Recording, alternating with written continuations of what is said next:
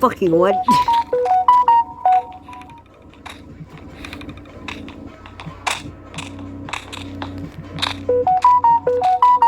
Er.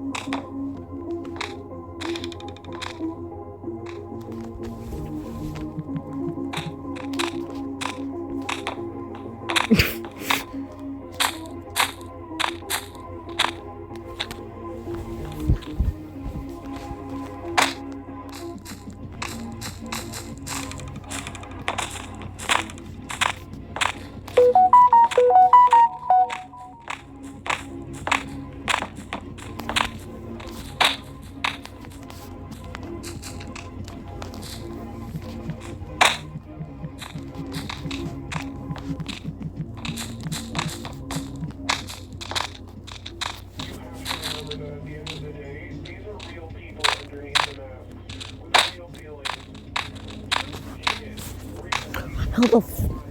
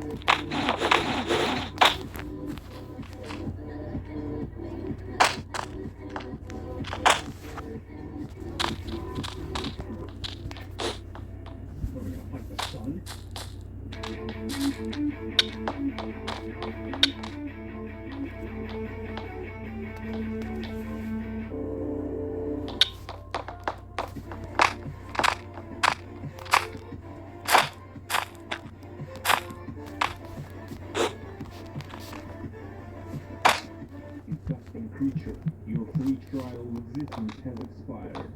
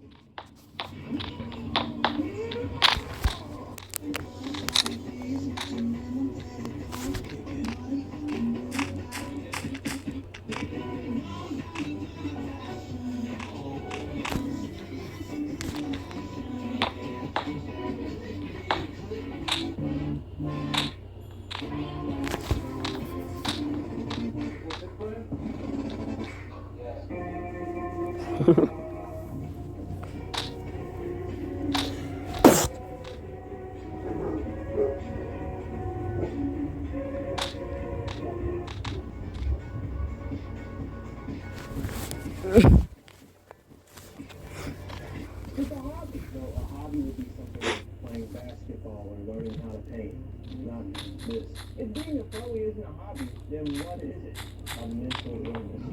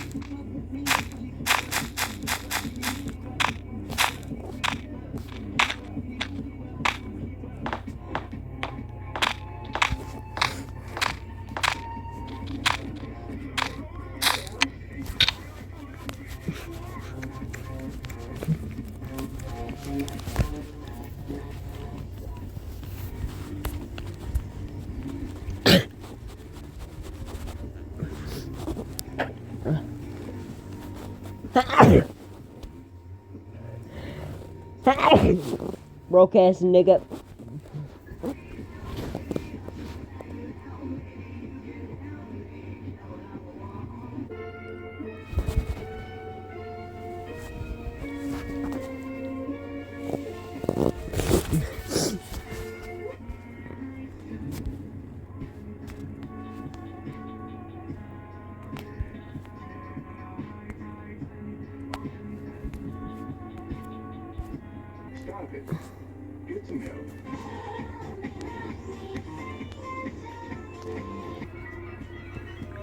Yeah.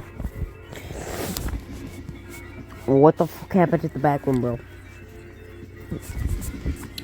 What the shitballs is that background?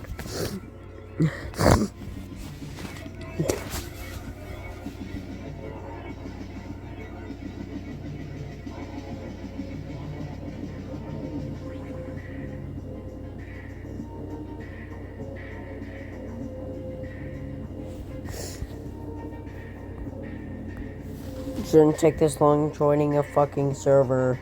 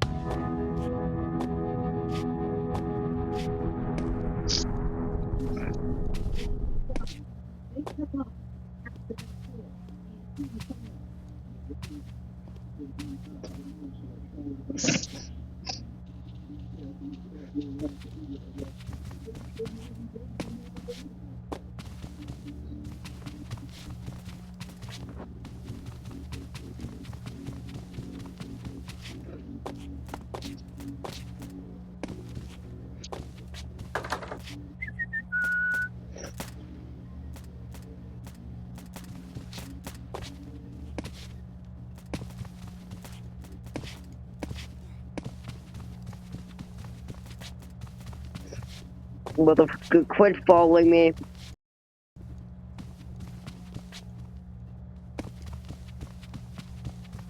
Coke. As in crack, motherfucker.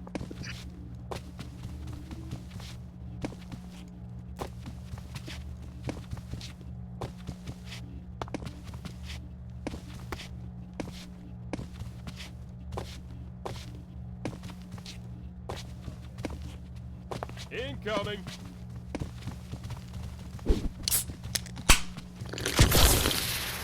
Yeah, they're coming, they're coming, they're coming. Fuck.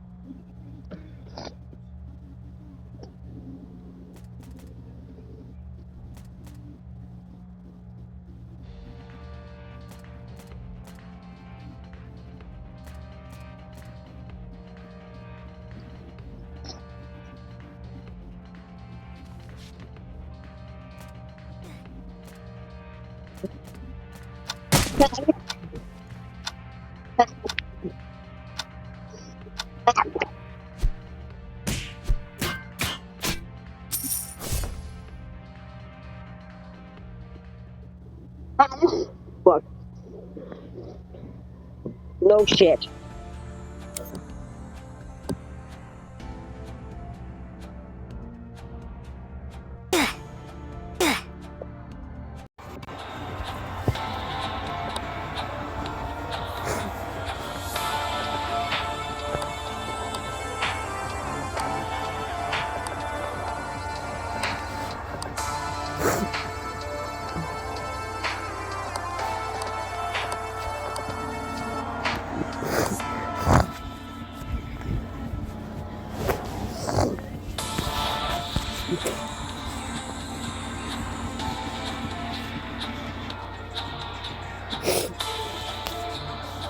Wait, no, that's inaccurate. This video, this father lore gets, in this father lore, this father gets the milk and actually leaves the store. That's inaccurate.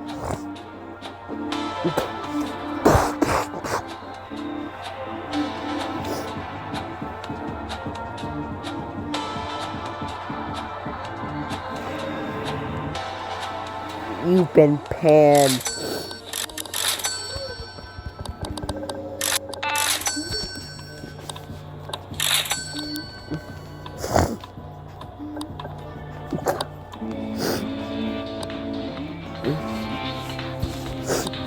What the fuck?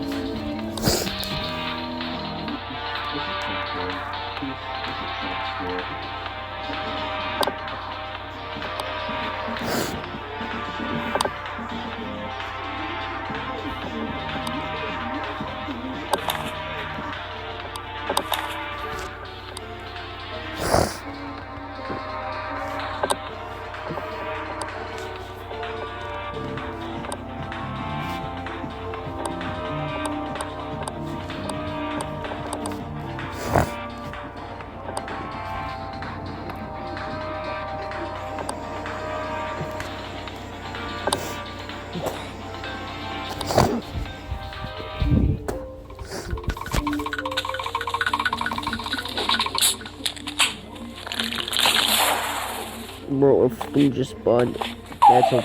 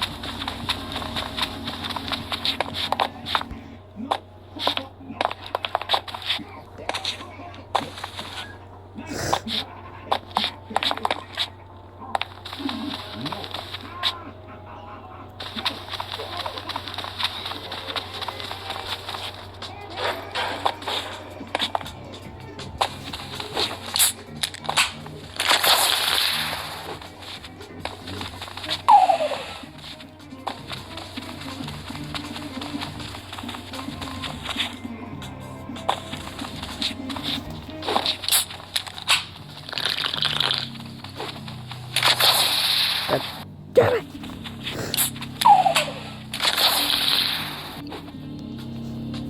I'm in the wall.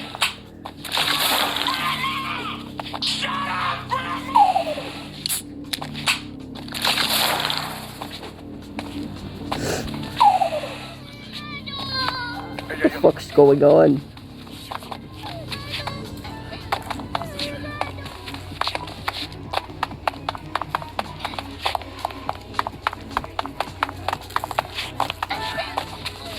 Shit. You snake.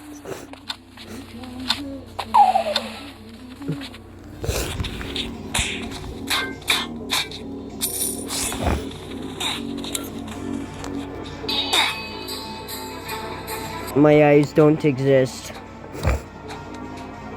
I ate my eyeball.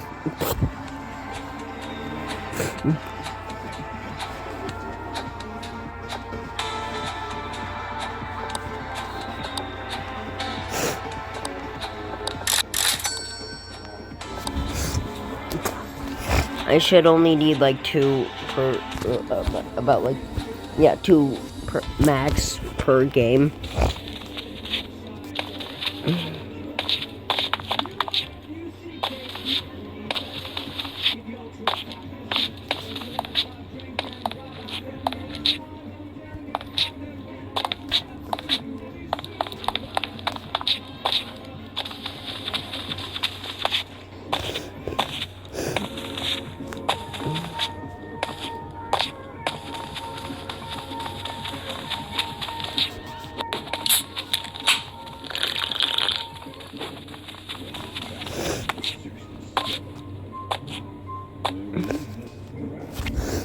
God fucking damn it.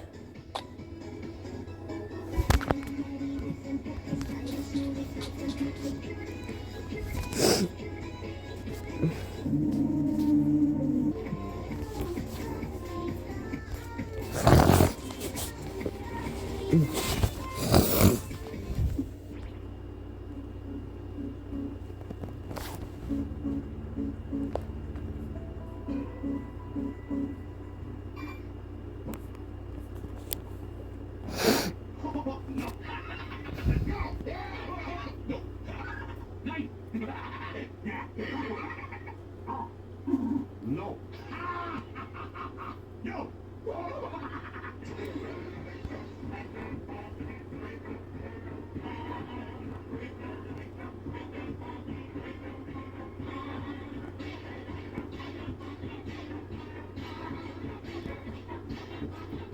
Her catty will twitch and her long tail swishes back and forth. She's not your everyday cat girl. She's a GBU-12 Paveway 2 laser-guided bomb.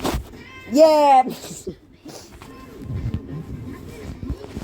Why is your fucking head a circle? You are a bit...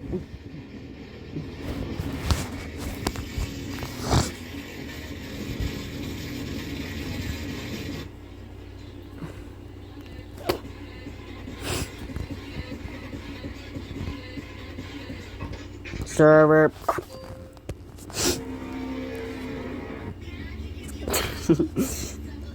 I see. Why?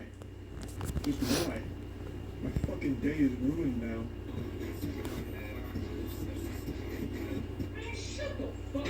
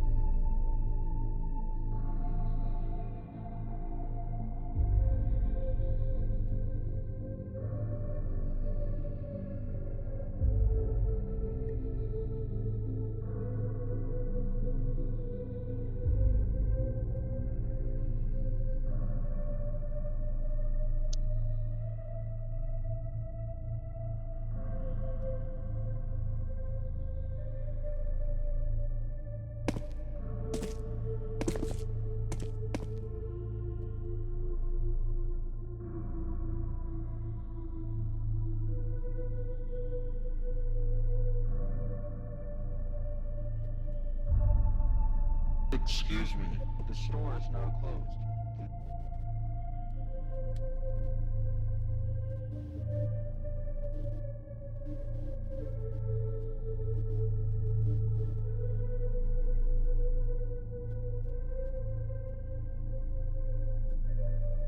Excuse me,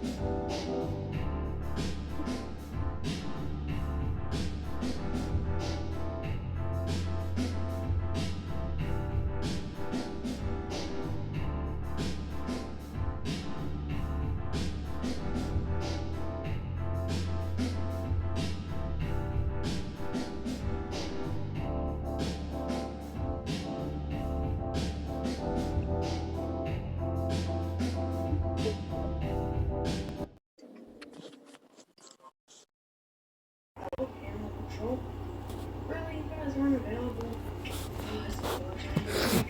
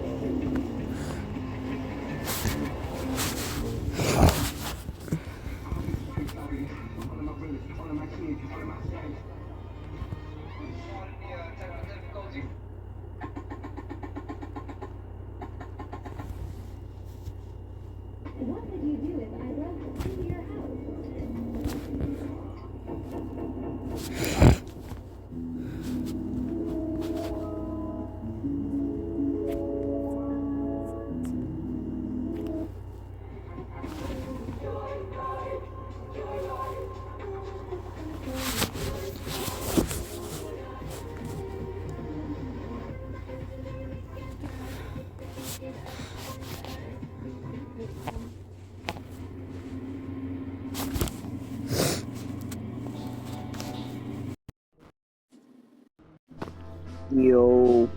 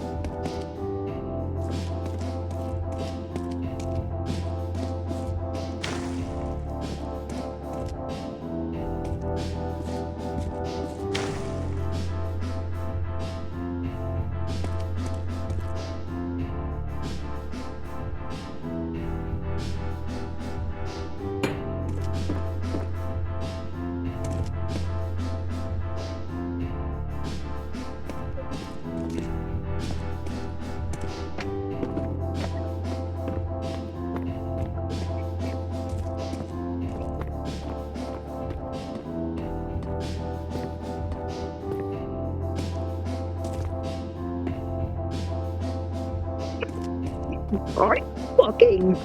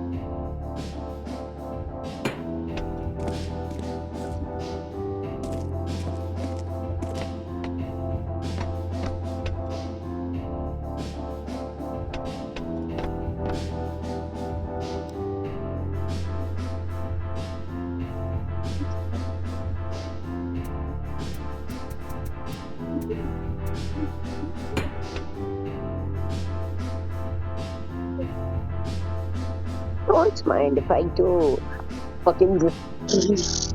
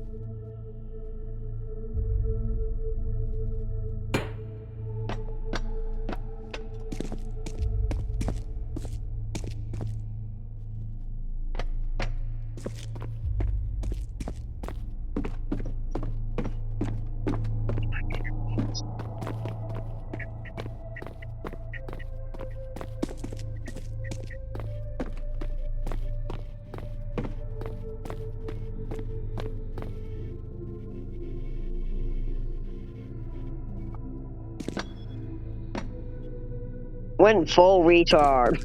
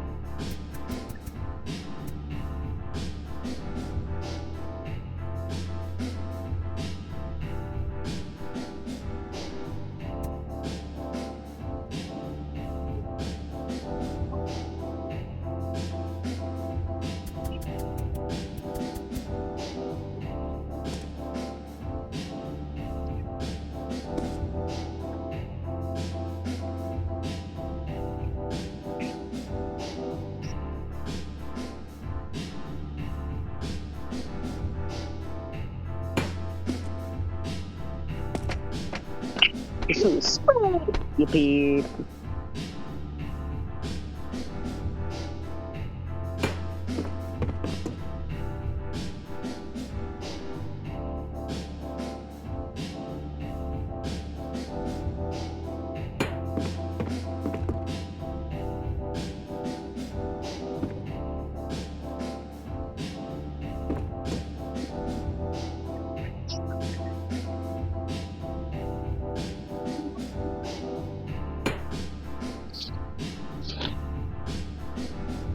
Yep.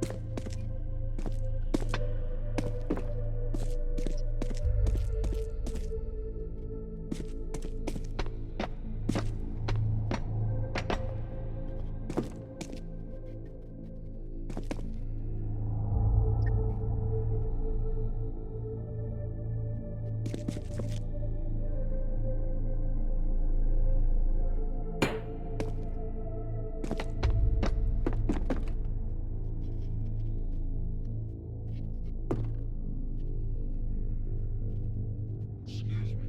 The store.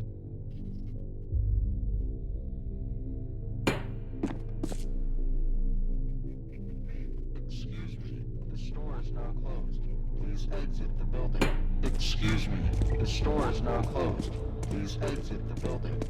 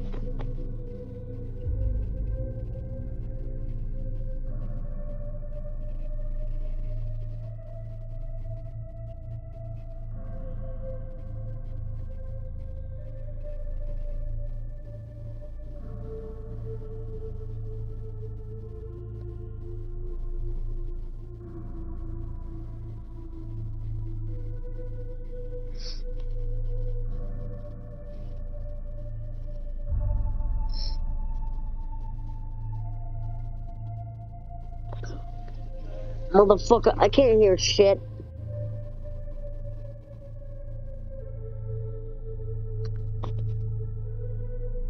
Why is it on? Huh? I didn't fucking say anything.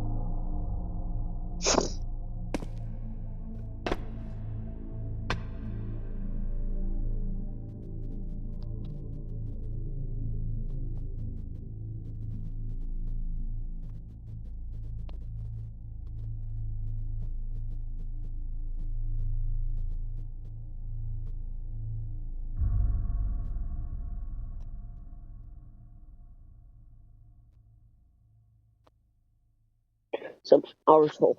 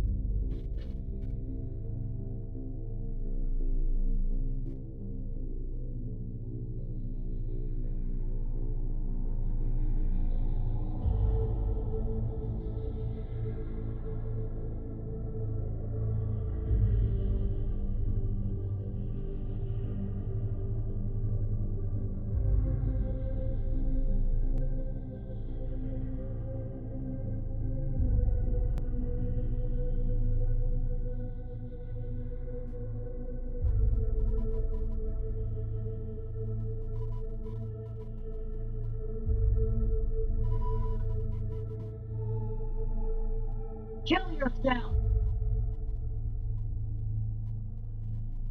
Making fucking furry animations out of fucking OG NCS songs. You can kill yourself. Now!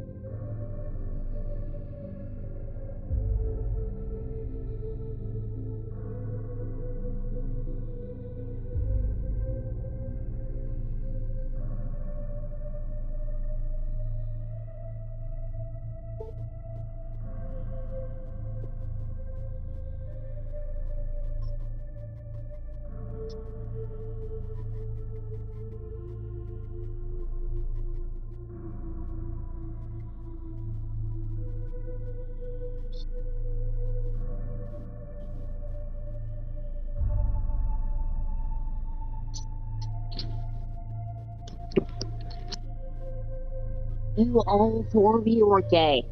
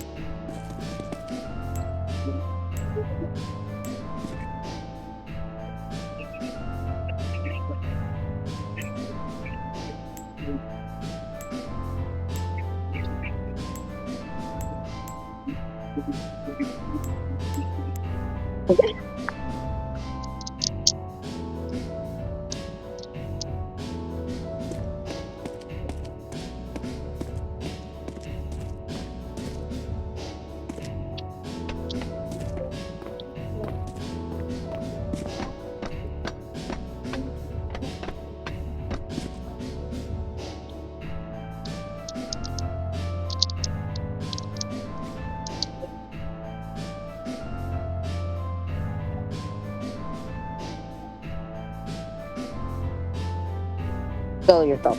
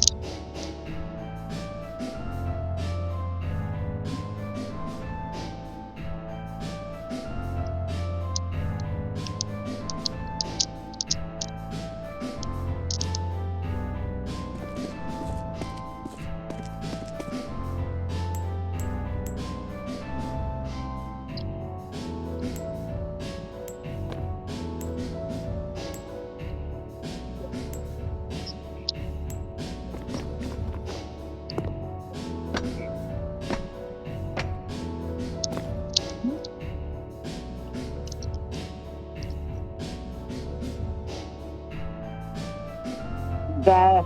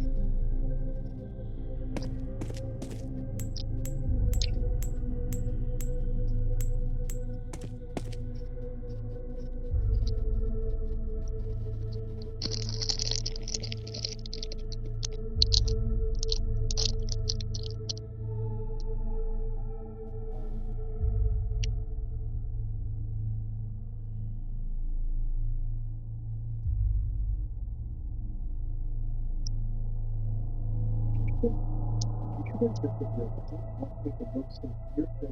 Now, what the difference was all of us people starting about the thing. This is something that was out there. Really out of control. I feel like we're way far being right. It's really understanding the ability to find the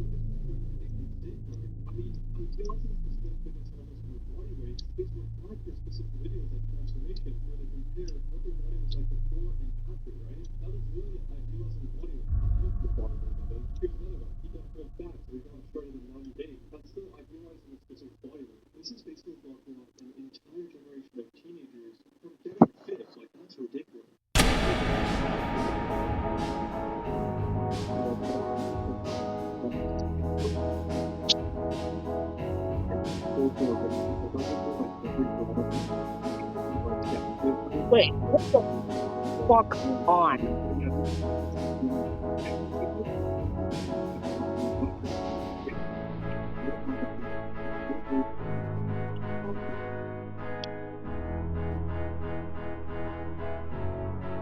Bikini Bottom. If this motherfucker say it is, fuck. Let me go fucking rewind.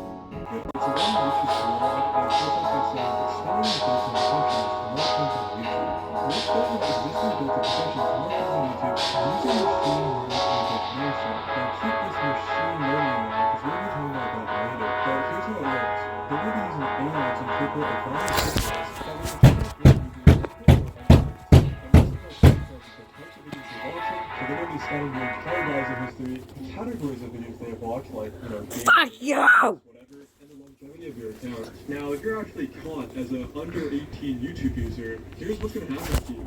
Alright, so they're going to disable your personalized advertising. This is more disastrous for YouTubers because they're going to be taking a hit to their advertising revenue. Then they're going to be turning on digital well-being tools. And finally, they're going to be adding safeguards to recommendations, including limiting repetitive views of some kinds of content. Now, what does this exactly mean? Well, luckily they've shared us a little document here on what they're going to be limiting. So here we can see some stuff that makes sense, like portrays teens to be cruel and malicious, or encourages them to ridicule each other. But others are straight up questionable, like idealizing specific fitness levels or body weights. One of the biggest creators that really inspired me for my fitness journey as a teen was this YouTuber named Brownie. And here we can see like insane body transformations. I remember watching this when I was a kid. I was like, dang, like I could be like that too. And that's what got me into doing like push-ups, pull-ups, dips. And he's the one that basically helped me transform my entire fitness and health level. And with this recommendation safeguard, idealizing specific fitness levels or body weights is required for specific videos like transformations, where they compare what their body was like before and after, right? That is literally idealizing a body weight, a healthier body weight, that is. Here's another one. He got called fat, so he got shredded in 90 days. That's still idealizing a specific body weight. This is basically blocking off an entire generation of teenagers from getting fit. Like, that's ridiculous. We also have like unrealistic or bad financial advice. That one's questionable, like what really is good financial advice? We switched bodies. Get the freakier Friday look at home with Schwarzkopf. Fuck you. And this one's also slightly concerning, like non-contact fights, social aggression. Does that just mean like every drama channel is gonna be like shafted? I really hope that isn't the case, but we'll have to see. But yeah, this is the most concerning part. If the system incorrectly estimates a user to be under 18, they will have the option to verify that they are 18 or over using a credit card or government ID. Surely that's going to be like really secure, and it's not going to be used for any kind of like tracking or anything like that. There's nothing wrong with forking over all of your identification and your credit card information to corporations or the government directly, so that way they can actively monitor you. I'd say fuck it, sue them until they burn to the ground. And censor you and basically control what you have access to. What's the big deal? If I told you that this was happening, 5 years ago, you would probably look at me crazy and think that I was in some cyberpunk dystopia. But nowadays, people in America can't even watch a YouTube video without handing over their government ID or facial recognition features to all of these private corporations. I mean, I would understand if you went to a bar or nightclub and you needed to verify your age because you look a bit younger, but an ID check to watch a YouTube video? That is just complete blasphemy. Visiting a website, and in order to go on the website, you have to upload a selfie of yourself so that some AI robot somewhere can guess your age. Like, that's crazy. That feels so wrong. And for many Roblox YouTubers who primarily have an audience of kids under 18, they'll all be taking a massive hit to the revenue due to all under 18 accounts removing personalized ads, which pay significantly more than non-personalized ads. Once you get rid of targeted advertisements, the value of those ads drop dramatically, and it will absolutely crush the ad revenue that the channel is making.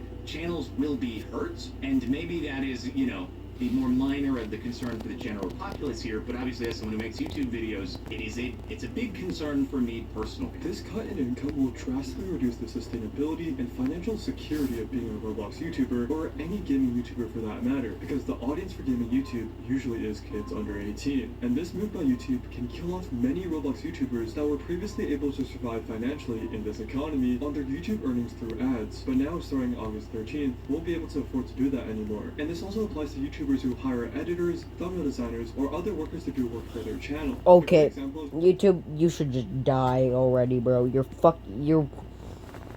making me angry. both Cash and Nico channels that do Minecraft videos. They also have Fuck you, Cash and Nico, you Their dumbass, videos. weird-ass, But the most interesting motherfucking part is that cunt-ass they're actually introducing bitches. their YouTube business in this video by Ryan Mitchell. How many employees or like people on your team do you have?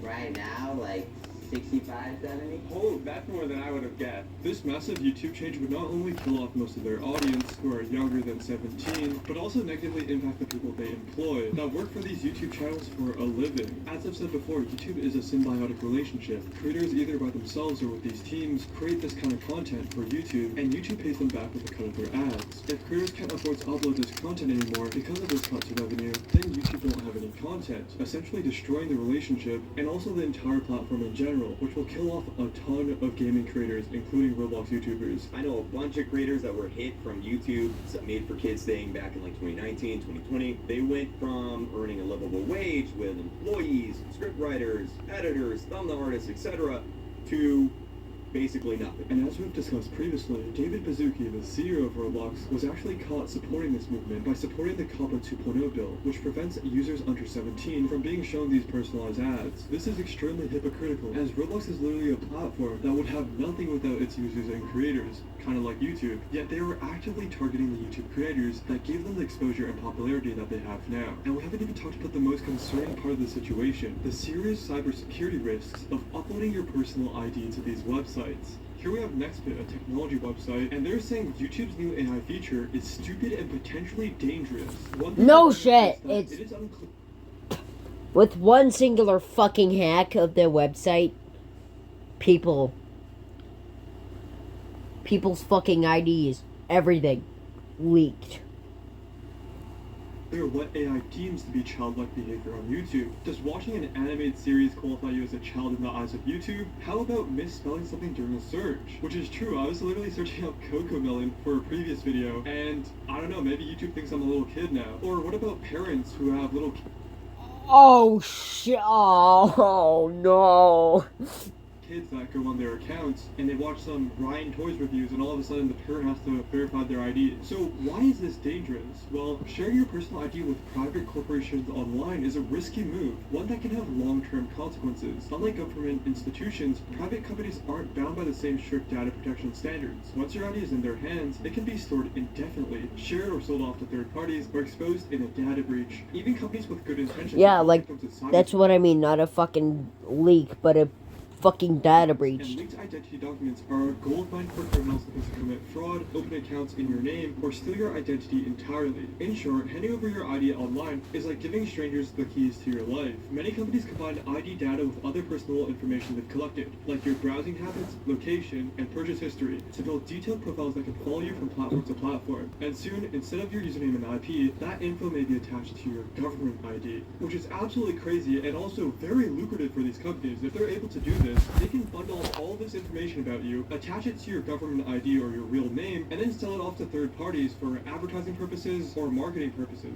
It's so dangerous. And once your real-life identity is tied to your online activity, escaping it becomes almost impossible. Basically, these guys will know everything about you. And even worse, if this data is ever sold or leaked, you have no control over who sees it or how it's used. And what's most concerning is I mean, it's called mass genocide, and you should really try it for once. Histories of data breaches before. In August of 2020, YouTube, along with TikTok and Instagram, had a breach that impacted data related to 235 million people. Here we can see the Roblox breach that occurred in 2022 and was initially sold on the dark web behind a paywall before surfacing online for everyone on 2025. Meaning that if your ID is leaked, you might not even know until years later. And of course, all around the world, this is not just happening to YouTube. Here we can see Spotify confirm if I'm 18+. We need to check your age to access certain content and features on Spotify. We need to make sure if you're 18 or older. Of course, they got the facial age estimation, which will scan your face to estimate your age. And then we got the ID verification.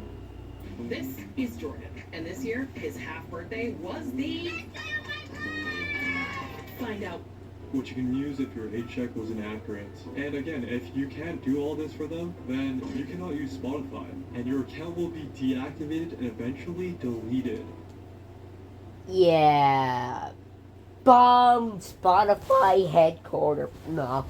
But if we still can't confirm you're old enough to use Spotify, or if no action is taken within 7 days of reactivation, your account will be permanently deleted. You can't even listen to music these days without an age check, bro. Here we can see Discord getting some action. We got Discord's automated systems blocking my account and requiring age verification due to this message. I am 30, and here we can see someone saying I'm literally double his age. Their account has been permanently suspended, and it affects their account status for 2 years. And the only way to get around this is obviously, giving them your ID, just just a little ID here and there, you know, we just need it for verification. Totally not for other reasons that we'll be talking about later. And of course Discord has the same thing. Look out, you verify your age group with the face scan or the ID, and then you'll be banned if you're not an adult, so big ups. This is absolutely insane. People cannot adjust their NVIDIA graphics card settings on their gaming PCs anymore because they aren't 18 thanks to the Online Safety Act. We appreciate your interest and encourage you to come back later. Every company is now putting in these age verification checks which require ID or biometric data. Yep, guys, I think it's time to fucking legitimately just not use any platforms anymore and go back to the olden times. Because fuck you!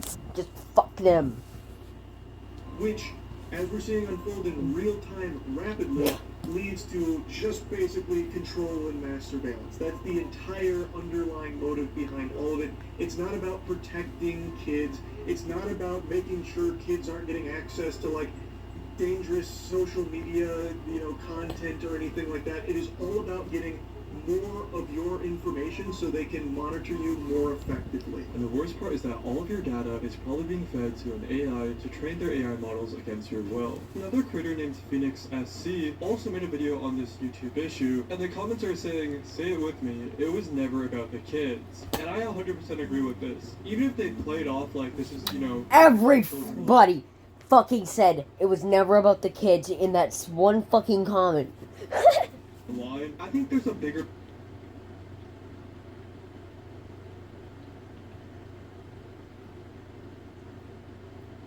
Based on your humor, you've been flagged as have a great day, preschooler.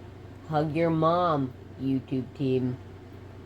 Motherfucker, shut your bitch ass up. The possibility that it's about the companies who want more control and power. One specific part is AI, right? In order to train these AI bots, they need large amounts of data. This is Alexander Wang, the youngest self-made billionaire, and his company Scale AI literally revolves around giving companies massive amounts of data to enhance their AI models. So if companies like Google want more power and money, especially with Google's Gemini... Oh shit. Oh fuck. Oh shit. That's bad. When the fucking Team Fortress 2 spy theme kicks in. AI bots, what better way to train massive amounts of facial data than on the entire population of YouTube? If they have 2.5 billion monthly active users globally, that is hundreds of millions of faces that they can train using this facial scanning AI technology. And that's why people are saying it was never about the kids. My theory is that they're disguising this as protections for teens, but actually using it for machine learning age estimation. After all, the first company to have an AI to actively interpret a variety of signals and then determine a user's age from that will have an extremely powerful technology around age verification globally. And this isn't just going to affect the United States, because unfortunately the US is a leader for other countries, especially when it comes to the online world. And of course this is also expanding to other countries too. Not Australia. Not Australia. Children under 16, joining other platforms such as Twitter, X, and Instagram. And it's going to happen on December 10th. But how will they do this? Well, a common misconception about the social media ban is that it will only apply to children. However, Also known as the land down under. Social media, Or under. The platform will need to check the ages of all user accounts in Australia. Make Smash more happy with game.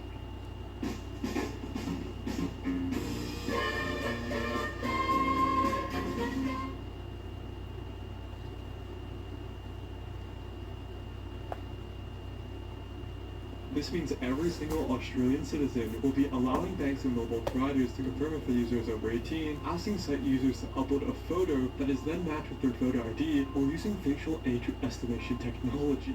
But of course there are some exemptions. For example, platforms would be exempt if they had the primary purpose of playing online games, which means that Roblox would likely be exempt if they assess to meet the criteria. Yes, of course, let's ban YouTube, but Australia is perfectly fine with leaving Roblox alone and just keeping it up there. Alright, so YouTube has actually responded to this post, which says YouTube will start asking for ID in the US starting August 13th, which is what we've been talking about for this entire video, and here we can see YouTube's official response. As you mentioned in your reply, this won't be required for all users. We've always had What the option fuck to- do you mean all user or no won't be? God damn it! I can't fucking talk like a normal human being. I'm like, what do you mean? It's not. It won't be required for all users. You're fucking dumb. Verification via ID or credit card if someone is incorrectly estimated to be under 18. This update is about using better technology to make these estimates. YouTube team, you're legit. Actually, no. Every fucking billionaire company or game company is going to shit. Like, or mainly the ones I play, which is BG, fucking Roblox, and I don't really play YouTube, but you know what I mean.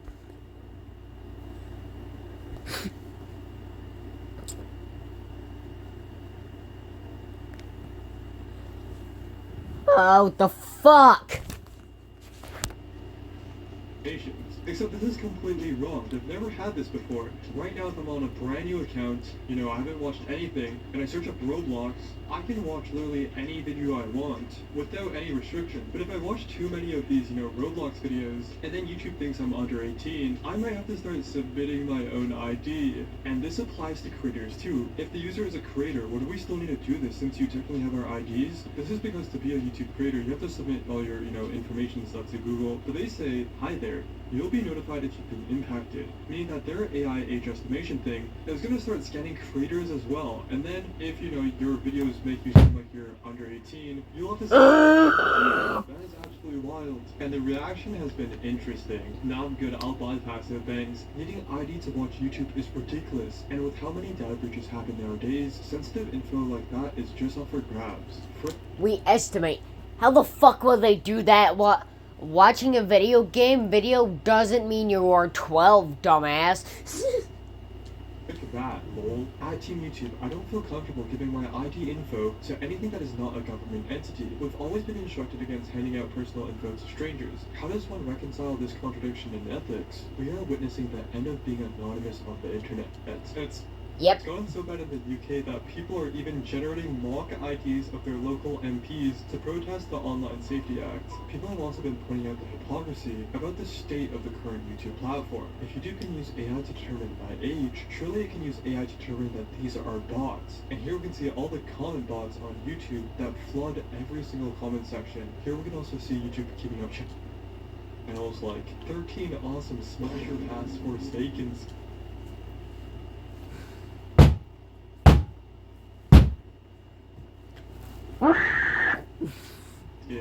Did Jane Doe just female guest? Oh my gosh, what on earth is going on? If the AI already fails at detecting those kinds of videos and comments, then what crack are you doing? Correctly identify their age either. But with the age verification system already rolling out to some countries like the UK, there's also people that are successfully bypassing these checks with creative methods. Now it's gone so bad that people are actually finding bypasses and methods to get around. Literal game engines. Oh, it's just funny. Using Garry's Mod, which is a game that was released in 2006, and here we can see themselves in Garry's Mod using this face to verify their age on Reddit. Additionally, for facial verifications where you have to move around, move your...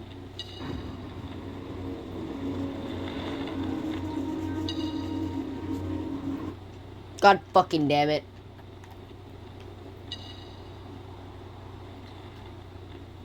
Schlepp has over 1 million subscribers now, yet for some reason, a channel with a lot more subscribers is making false allegations about... Motherfucker, who's this dumbass fucking false ass... For some reason, a channel with a lot more subscribers is making false allegations about him and attacking him for no reason. But before we dive deep, he just wants views.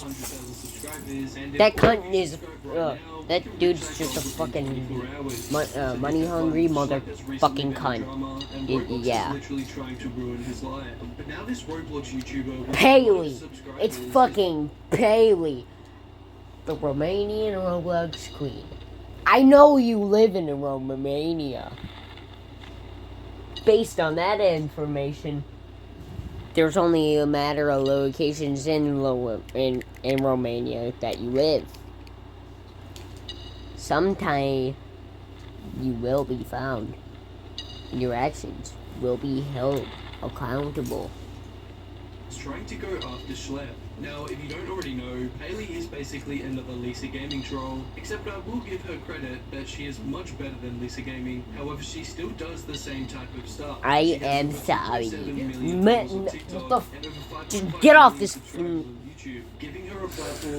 Get off this fucking platform now. Some guy on Twitter says, Haley started badly saying Schlepp is disgusting and how Schlepp is a bad person in the title and description uploaded 3 days ago. She put a thumbnail when real Schlepp never said that before, and that's not funny with her thumbnail. And yeah, we're gonna check out this in a second. Some guy down here replies, literally just honestly, she's a fucking hoe. Posted about her too. I don't know if she's rage baiting or not, but it's still disgusting. She's doing it all for views and money. YouTube and Roblox needs to ban her. And they do, bro. Like, it's actually disgusting how... Like, rage baiting is fine, but making false allegations about people and trying to ruin people's careers, that's crossing a line, bro. That should never be crossed as a creator, let alone one with 5 million subscribers. And yeah, we're on her channel, and as you can see, she did make a video talking about the Roblox and Schlepp drama. And I did watch over it a little bit, and it seems like Paley was being serious in this video, but then she goes and f***s it all up by posting @RealSchlepp is disgusting. Why? Because it gets more views. But yeah, apparently he loves kids. Yeah, the guy who catches this loves kids. Alright, let's check this out. Hey Bestie, so apparently Roblox is fuck evil you now because they banned this grown-ass dude called Schlepp, which in my opinion, Roblox was right to do so. But they... Hanson's Windows Roofing Siding. I'm gonna go to fucking GeoGuessr and then spam, and then fucking just spam upload locations from Romania. Bathtubs and showers are guaranteed. Get 50% off installation. Special financing available. Call 1-800-HANSONS. Get it done. Fuck you. Thousands of accessories in stock and ready for install. Radco. Your truck, your way. Roblox should have banned Schlepp. Are you serious, Paley? Is this how low we've gotten on the Paley channel? And yet you're the one who has basically fucking boobs on fucking Roblox. Kill yourself now. My boy Schlepp, like, come on, bro. Before we get into the video, can you guys join my Discord server? I'd rather die. Oh no, I'm skipping over that. My story of how Schlepp is framed as a hero and Roblox. Dude, this is literally my thumbnail. Dude, I had no idea. Look, my thumbnail's literally in her video. Schlepp's framed as a villain. Like, come on now.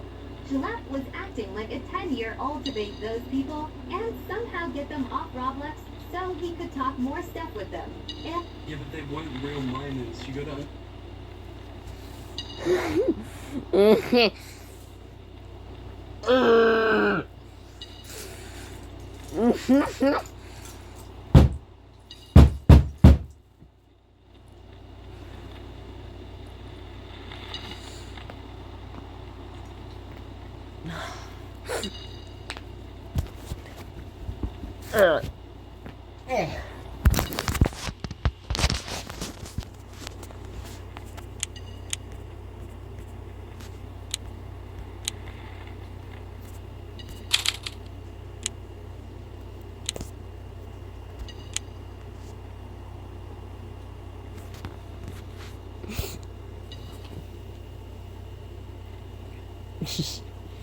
Temporarily gives X-ray vision.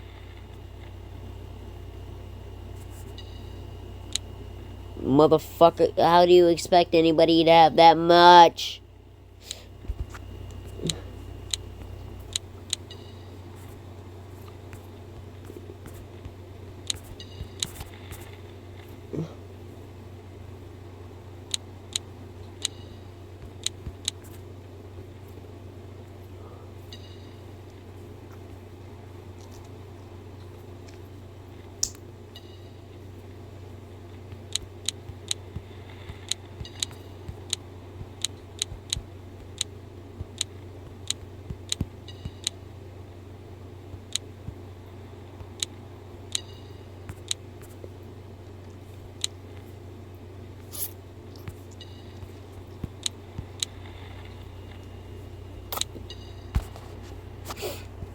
understand these were decoys that were purposely set up to catch predators. There was nothing illegal about it, period. And even provoke them into turning bad, so Slap could make a good video and pay his rent. Provoke Well, this them. is obviously not true because he even mentioned that the Malibu account was the one that paid his rent and that he just caught predators because of what he has gone through in the past. On top of the fact that he would alert Roblox of his predator catches weeks before his video even came out, proving that he doesn't do it for money. Which is embarrassing BTW. Like, let's be real besties. So what if some of these people wanted to meet kids?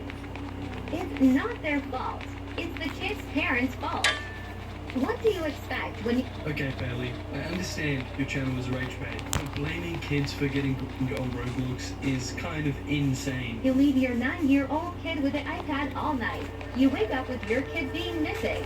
And don't even get me started on those rumors about Schlep getting physical with people. Like, what are you doing, hon? You...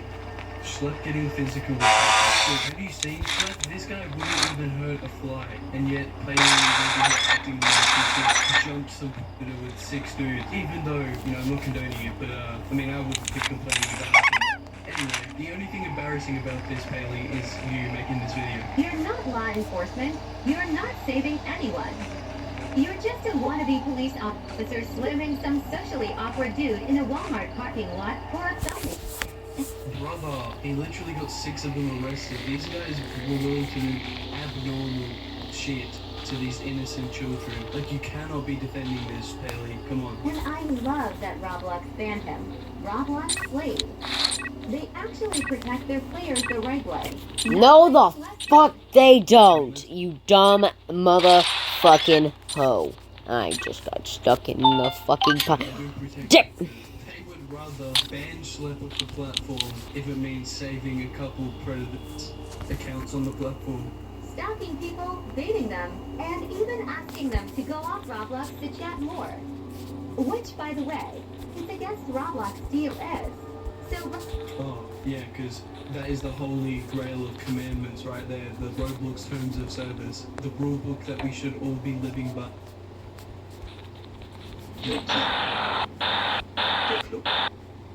What's up? You've come in truth. Jesus, what?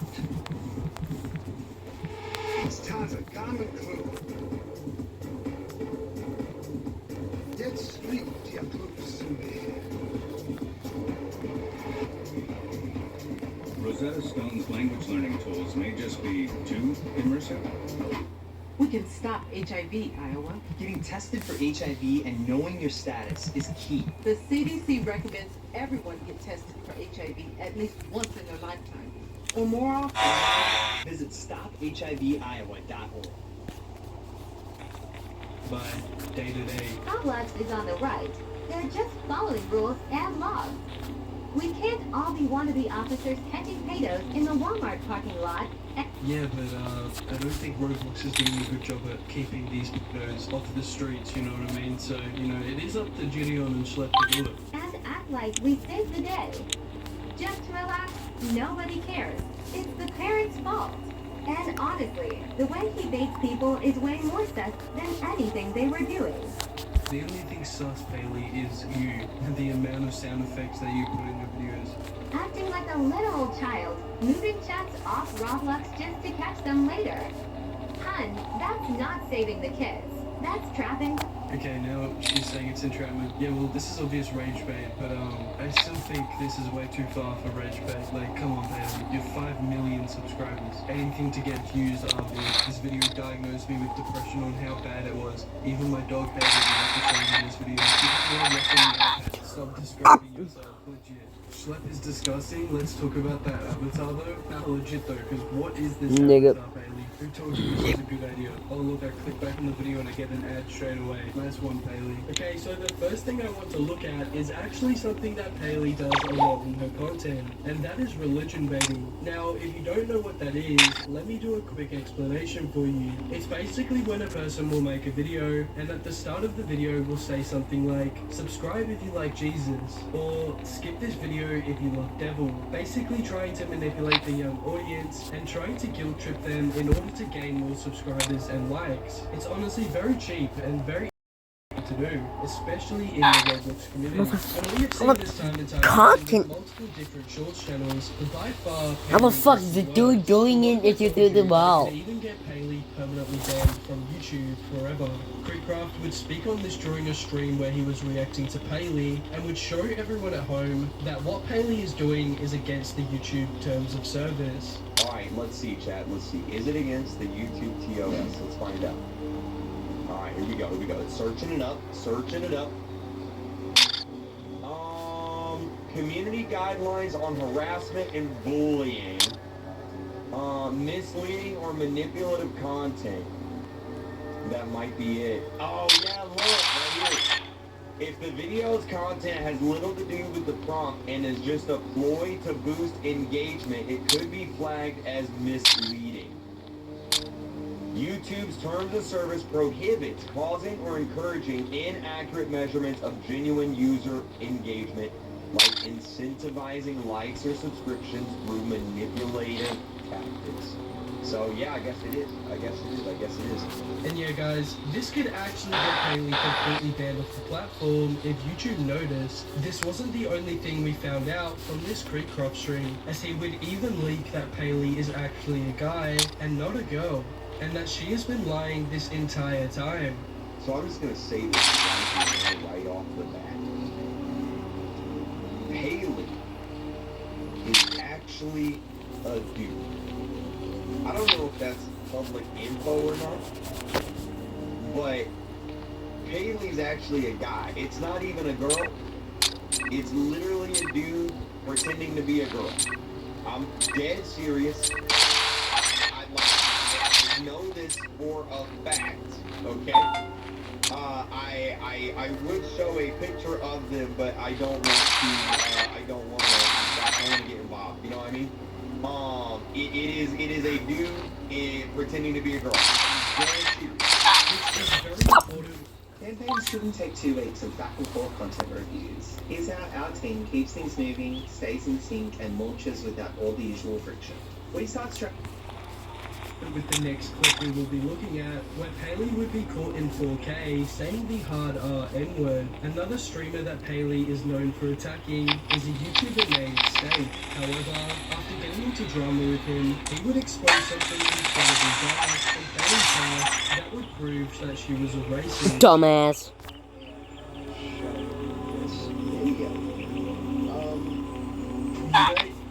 I'm gonna say, discretion is advised when it's answered. I might honestly have to do this part of this video because it's so bad. Okay? Motherfucker, how did... Okay, so as you can see there, a user by the name of Pain is saying the N-word with a hard R. Not only that, Paley is a man. And not only that, this is from 2022, which, according to my calculations, Motherfucker, why are you talking? She said she's young and this good. No, they're actually 14, which I will admit that is still quite young. But most 14-year-olds aren't just going to say the N-word. But yeah, I just thought I would share that with the world. So on top of being this weirdo on the platform, Paley is also racist, getting caught in 4K, saying the hard R only 3 years ago. And she definitely could have changed by now and moved past this racist behavior, but I think it's a very ironic thing to bring up because she has made fake screenshots countless times claiming that some YouTubers are saying the N-word. However, you will find out it isn't true, and it's just Paley who is acting like that, which brings me on to my next point. Paley's long history with attacking YouTubers. And to start this off, let's take a look at the most recent incident that happened with her calling out a YouTuber called Vanillbean. Now, if you don't already know, Vanillbean is a Roblox YouTuber and TikToker with over 5 million followers combined, known for making murder mystery 2 videos like this. Is that your e-kitten over there? That guy? Oh yeah. Oh yeah.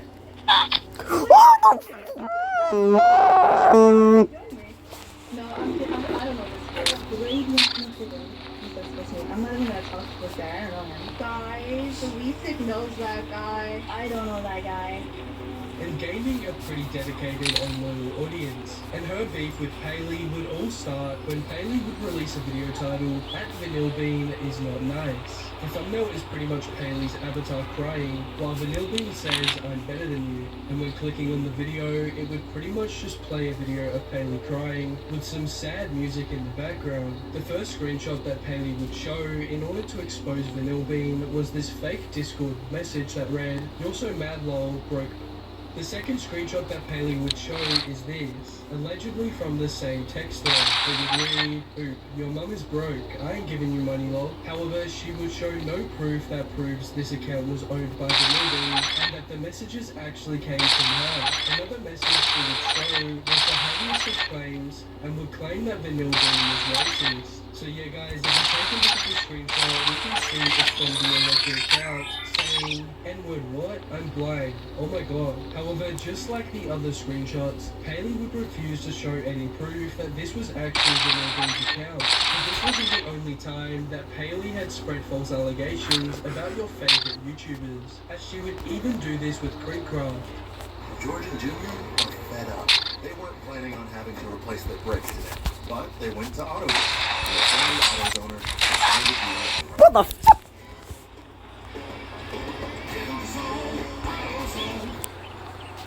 We're Lily in Georgia, here to inspire you to live beautifully at home. Driven by a passion for design and a clear point of view, Lily in Georgia has become the destination for interior designers and design enthusiasts alike. Lily in Georgia.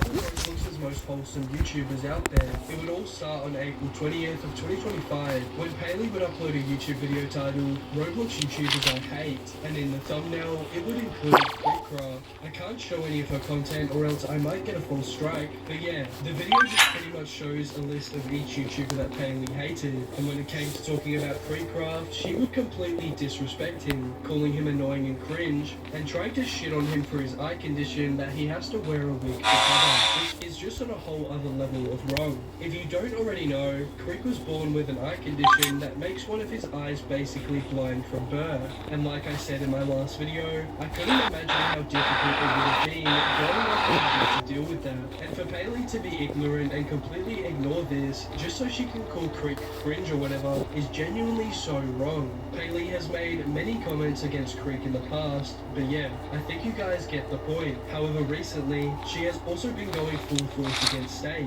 trying to cancel him and making up lies about him. Roblox YouTuber Lenny would actually cover this situation very well, and most racist streamer, Steak. Yeah, this game is pay to win. Face from this Paley person. Paley is so dumb I feel she's awkward. Like she or he or it could go and touch grass. And clearly this is not Steak because the profile picture is an egg, and that's not Steak's Discord profile picture at all. And the most thing that the Paley tries to show is so stupid that it's actually kind of funny. Here it is. I will kidnap Paley and take her in my basement laughing emoji. Like really, you're gonna try and expose Steak for just saying this, and also this is not even Steak too. Then after this, Paley shows another fake screenshot of Steak saying this. "Come on Bella, just fake you have cancer or some, I don't know, I need my rent." Now again, this is completely fake because I'm pretty sure Steak still lives with his parents. Why would he need money for rent? Then after this, apparently Steak says this. If Paley got cancer, it would be the best thing. Now the final screenshot that Paley tries to say is the most shocking one, and involves Steak apparently saying the N-word when it's completely false. So yeah, there's your trigger warning. This is a fake screenshot that just put an N-word beside you in jail on your YouTube thumbnail, easy money, shrugging emoji. But yeah guys, it's so obvious that she is a clout chaser and trying so hard to be like Lisa Gaming Roblox. But we can't let her get away with this any longer. There would even be allegations that Paley was a scammer. Roblox chemical YouTuber Lemmy would upload a video on the platform on December 26th of 2024 with a video tagging Roblox's going over scamming allegations that were thrown towards Paley.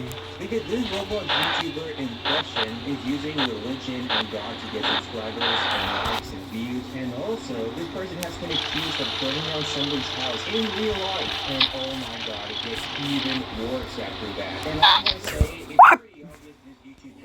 breaking literally every rule in the YouTube TOS rulebook. So YouTube being YouTube, they don't do anything about it. And even the community would feel a certain way about Paley after everything that she has done. With comments like this one under any video talking about Paley, you disgust me, you use Jesus for views, that's not cool. Steak didn't do anything, and you even had one of the most racist words in a fake Discord message of Steak.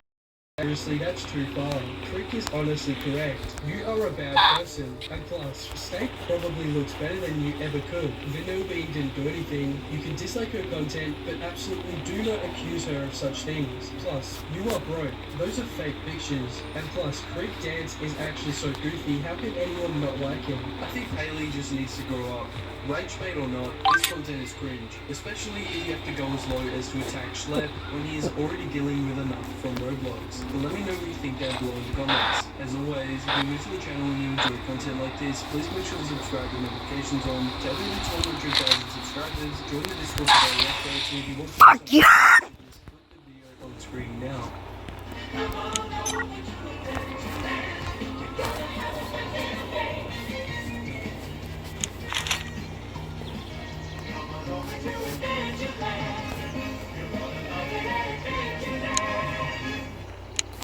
Discover unlimited learning on Coursera.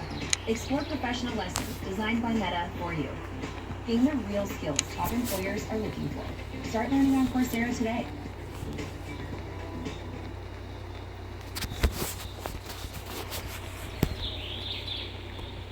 Roblox has just banned and allegedly threatened to sue a YouTuber named Schlep. Now, what did Schlep do to get threatened with a lawsuit by one of the biggest gaming companies in the world? Well, Schlep makes YouTube videos catching Roblox predators and has already gotten 6 of them arrested. Which raises the question, why did Roblox ban him? And I think I know the answer. Because Roblox's decision isn't just about Schlep. It's part of a pattern. And there's 3 other cases where Roblox has prioritized profits over child safety. And together, they explain exactly why Schlep got banned.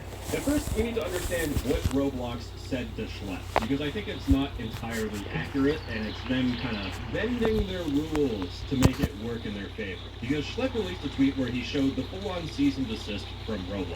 What a cease and desist is Roblox is saying, stop what you're doing, and if you don't stop, we will sue you. Dear Schlep, we write on behalf of Roblox Corporation. This letter serves as a formal cease and desist notice regarding your unauthorized and harmful activities on the Roblox platform. And they say that your actions are a violation of Roblox's policies and directly undermine Roblox's safety efforts and critically are exposing our users to increased risk. So Roblox is saying that Schlep's videos are exposing more kids to potential predators, even though he's catching predators. Let's hear the reasoning. Roblox says those actions include engaging in simulated child endangerment conversations, sharing or soliciting personally identifiable information, and directing users to move conversations off platform. Now, in Schlep's own video, which I'll have linked in the description, he directly addresses each one of these claims. Roblox is claiming that I'm engaging in simulated child endangerment conversations. What? Most of the chat logs are on Discord, and they're accusing me of getting people off of the platform onto different social media sites. I guess that's worth a cease and desist and an IP ban of every single account that I own. That's just crazy. They also say sharing or soliciting personally identifiable information. I have no idea what they're referring to this. I would love to know what they're talking about. Are they referring to the fact that I give the information of the predators that we find to the police? And here's the thing, Roblox could have easily turned a blind eye to this. They could have ignored Schlep and just let him catch Roblox predators because measurably there would be less predators on the platform. But instead, Roblox is using these policy violations as a tool to intentionally ban Schlep. And there has to be a deep-rooted reason why they felt the need to basically nuke Schlep's whole entire career by blocking him from Roblox. Because further on in the email, Roblox states, while Roblox acknowledges that your stated intentions may be to protect children, and while it recognizes the serious nature of online predatory behavior, your methods, including failing to immediately report suspicious activity to Roblox through proper channels, are actively interfering with Roblox's established safety protocols and critically are exposing Roblox's users to increased risk. And I just want to show you how ironic this whole entire sentence is, because Schlep has made a tweet talking about how he arrested a predator he caught in his last video. He said, mind you, we reached out to Roblox, gave them all the info, and it left him up on the Roblox platform where he continued to get back on and access the platform after being bailed out, which could result in more kids being harmed. And eventually, Roblox did terminate the Predator, but this was after the video and after Schlepp even reported it. And it really seems like Roblox only cares when it is a public thing they have to worry about. I hope you see how this is complete bullshit. According and pursuant to Roblox's policies, Roblox will be closing your accounts, so all of Schlepp's accounts banned. And please note that the Roblox community standards prohibit opening new accounts to evade an enforcement action. Therefore, we demand that you cease and desist from accessing the Roblox platform. And Roblox states that they will take appropriate legal action against Schlepp. Motherfucker, that is not appropriate legal action. Claims for breach of contract and violations of the Computer Fraud and Abuse Act, which prohibits unauthorized access to computer systems and data. What this legal email is saying is that if Schlepp signs up for a Roblox account, that is equivalent to hacking into Roblox. That is, but this is only half of what Roblox did around Schlepp's ban. Roblox on their own corporate website made a newsroom posting talking about how Roblox partners with law enforcement. Considering this happened a day before Schlepp's ban, it's clear that they were preparing for this sort of backlash. But a lot of this article is talking about how Roblox works with law enforcement and how Roblox cares about kids and enforcing their platform. Admittedly, to be clear, to concede for a second, Roblox does provide information of predators to law enforcement, but the point of this post, considering it got posted a day before Schlepp's ban, isn't just for Roblox to say how awesome they are, it's to highlight this section here, vigilante groups. Because in this post, Roblox says that law enforcement professionals are best positioned to investigate potential crimes. 100% true. Therefore, we want to be sure that any violations on Roblox are reported and acted upon through the proper channels. Unfortunately, there are cases of vigilante groups or individuals violating our policies to entrap users or otherwise self-police the platform. And while these groups may appear to have the public's interest at heart, they are in fact acting in ways that could be harmful to others, both on and off our platform. For example, their efforts may leave bad actors on the platform longer simply to create more sensationalized social media content. Now, I have my own opinions about this. Let me finish reading what Roblox says. Action taken by vigilante groups increase the risk of more users being exposed to bad actors and can delay enforcement efforts by both Roblox and law enforcement. So that's what Roblox is trying to paint here. Vigilante groups are all bad. And to be honest, on Discord, I have personally seen the most scuffed imaginable. And a lot of it is actually addressed in Roblox's response. The first thing Roblox talks about is entrapping users, and this is the biggest problem with vigilante groups. If you, as a catfish, are trying to steer the conversation towards more predator stuff and adult stuff, that as a legal defense for the predator to say that they were entrapped. And there are cases where predators do try that defense, and there are some cases where it works, and the predator just gets out of jail. In fact, it potentially could have just everything up because maybe law enforcement was looking into that guy already. And with vigilante groups, there are two different horrors that I see. One of them is that there are teenagers that try to catfish predators. Yeah, my brain hurts every single time I see one of those, and it just kills me on the inside. But I have seen people pretend to be vigilante groups. All these minor victims come to them seeking comfort and help, and it turns out the vigilante group is actually just filled with like seasoned predators who have done this stuff for years, and then they just victimize the victims again. So that's kind of why I don't like vigilante groups. But let's talk about Schlepp for a second, because when I first met Schlepp, I was skeptical, and I kind of did interrogate Schlepp without him knowing, but when I was talking to Schlepp, there were two important things I wanted to figure out. Is he entrapping users, and do the victims have their cases reported to law enforcement? Fuck now, you. When it comes to reporting things to law enforcement, I have talked to an industry professional that has done this stuff, and they told me that my job as a YouTuber is to make sure people know how to report things. I shouldn't be doing the reports for people. I should be giving people links and telling them how to report things to law enforcement, like going to the NCMEC or going to local law enforcement. And you see this thing that's been on screen for like the last 15 seconds? This is from Schlepp. When people emailing about Roblox predators, he sends a big copy and paste pre-posted list of like what to do, a template, exactly what the industry professional told me to do. So Schlepp's doing things by the book there, and if you watch any of Schlepp's videos, he makes it immensely clear that he's avoiding entrapment. In fact, If you talk with your predator like straight off the get-go, that's entrapment. That is literally what entrapment is. You almost always play a naive kid who doesn't know anything about this stuff, so they teach us about this stuff. so by like the two metrics that I see a lot of vigilante groups fail at, Schlepp is doing everything by the book properly. And here we have Roblox trying to say that he's trying to create more sensationalized social media content. And peeling back the curtain for a second, just as a YouTuber, making a predator exposed video, it's pretty easy. If you do everything incorrectly and you just everything up and you don't care about actually trying to get the predator put in jail. Because you could just paint someone as being a predator because you entrap them and kaboom, you have a free video, you don't have to worry about anything. But going through and making sure you aren't entrapping people, actually dealing with victims and making sure they go to law enforcement, all that stuff you don't get paid for. It doesn't make a better video. It makes it harder to make the video. So this is really this is quite an insult from Roblox. They're really discrediting the amount of behind the scenes work that Schlepp has done to make sure things are as by the book as possible. So then, why did Schlepp get banned? Now this is my opinion, and I'm saying this because I also don't want to get a nice email from Roblox saying, you're going to get sued. So this is my own opinion, and I think I'm legally covered now. So the thing is, if you search up Roblox on Google News, a lot of the news is talking very positively about Roblox. Roblox rolls out open source AI systems to protect kids from predators. They're protecting kids. Roblox is partnering with YouTube. Company's doing good. Jim Cramer, the stock guy who's annoying us, says, I think it's really fabulous talking about Roblox. And if you're an old person with a lot of money, or you're just, you're an investor, you look at Roblox news, things are looking good. You look at Roblox's stock, and they're doing fantastic. Roblox looks like a genuinely good company that doesn't have a lot of problems, except when you factor in Schlepp as a YouTuber, because Schlepp compromises Roblox's image in the news. Because Schlepp's videos where he catches predators have been shown in the news. And if you're watching the news, this tells you that Roblox's predator problem is so bad that some random young man on the internet can make a video getting a whole bunch of Roblox predators arrested and build a whole business off of the horrible crap on Roblox. And when you have Schlepp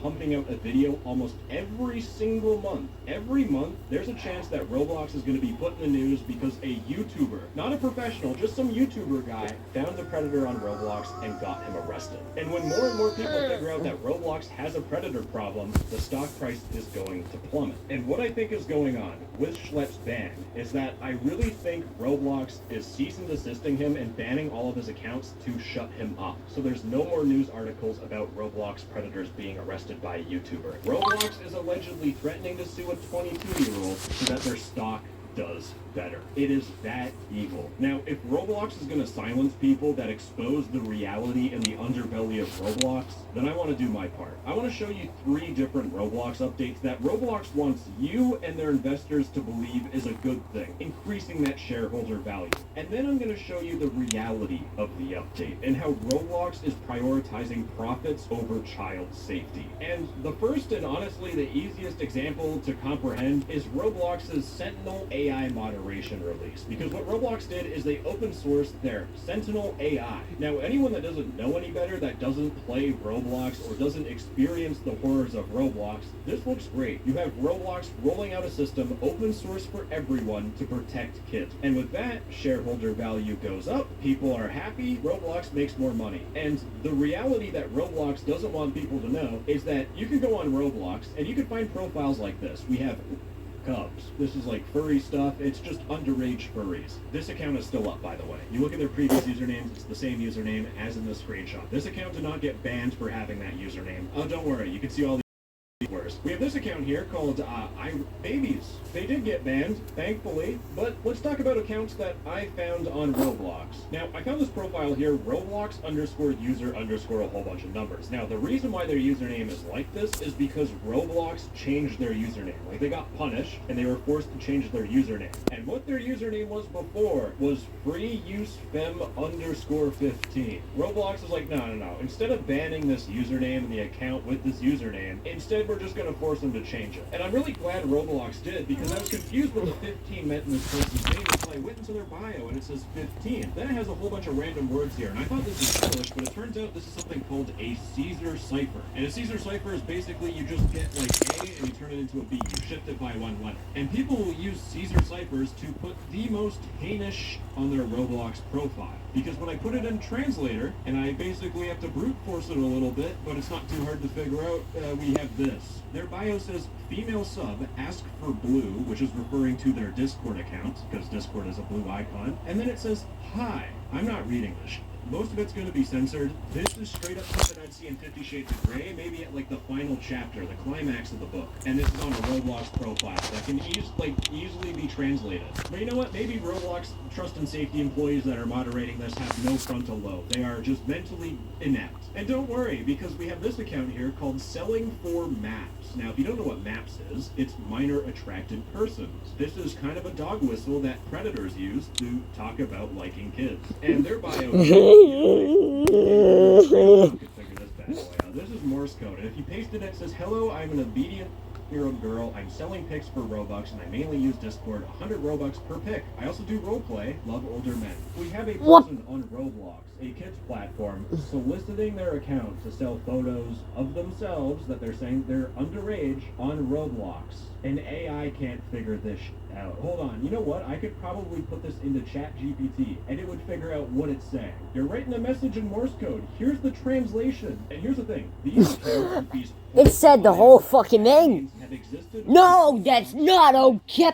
There's a YouTuber called Rubinson that has covered this for multiple years, talking about this problem. And you know what's ironic? Rubinson also got sued by Roblox as well and got the exact same treatment as Schlepp. But these require, you know, competence, having a brain. But apparently the people at Roblox are even illiterate themselves, because this was a chat that was sent by someone saying, I want to give you my body, and this has to be someone who can barely have proper grammar. I wanted to give you my body, and in a place alone. You don't even need to get past the horrible grammar for this one. It just says, I will you.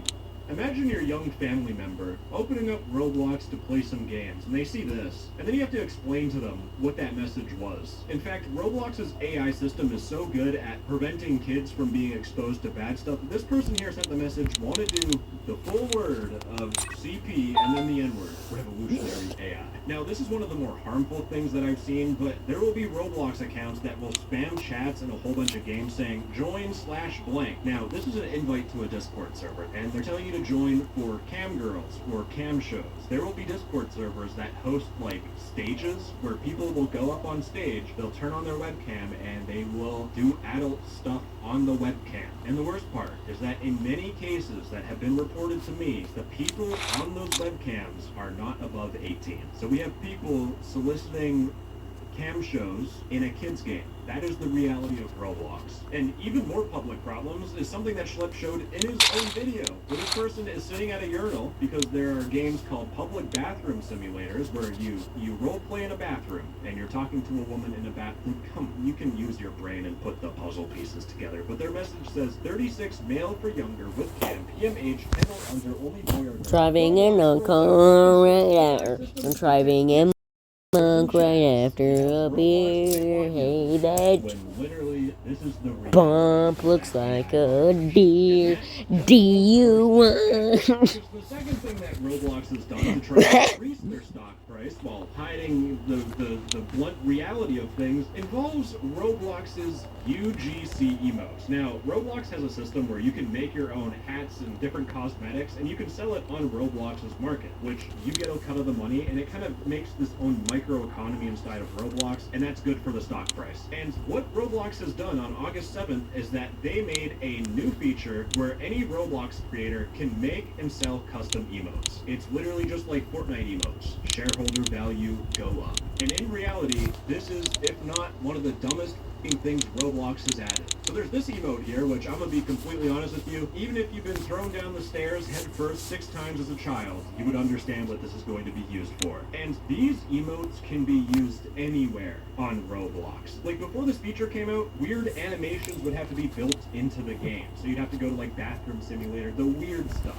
These emotes can be used anywhere across Roblox. You can join a game where like a lot of kids hang out in, and you do this stuff. This is such a horrible idea, but it'll probably make us money, so we're gonna add it anyways. Now, I will concede a little bit by saying that it's hard to filter, and there's no way you can program an AI to like figure all this stuff out. You're stupid! Even if Roblox was Fuck you, Roblox!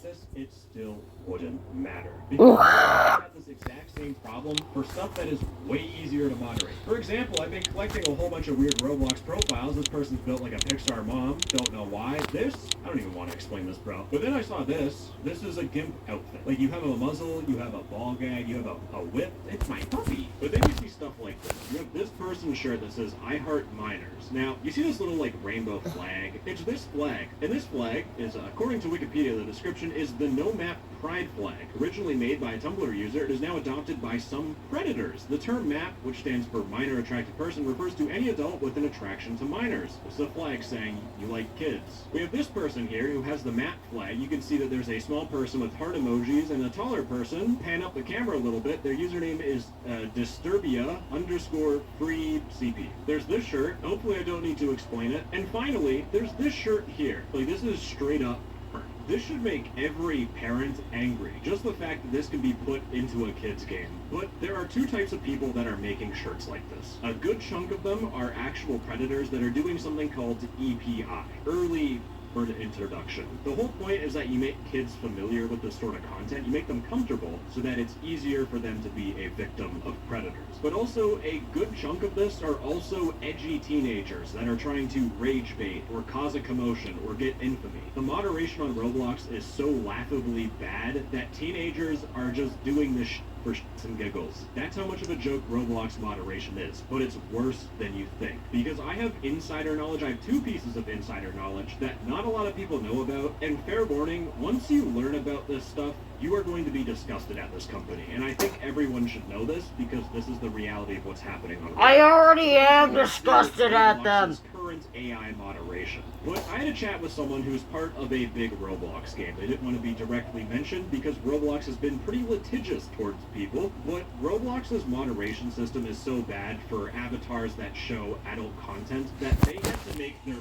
own system. But this was someone's spray paint that got flagged by their system. This made it past Roblox's own moderation. And what was the spray paint? Well, if I click on the link View Asset, it took me to this. I can't show you anything. And this made it past Roblox's own moderation system. It got put into Roblox, and it was only stopped from being shown to a kid because a Roblox game developer made their own AI. How is it that a Roblox game developer can make a better functioning AI than a multi-billion-dollar company? Make that make sense, Roblox. But this is even worse than you think. Nah, they weren't even trying at the time, probably.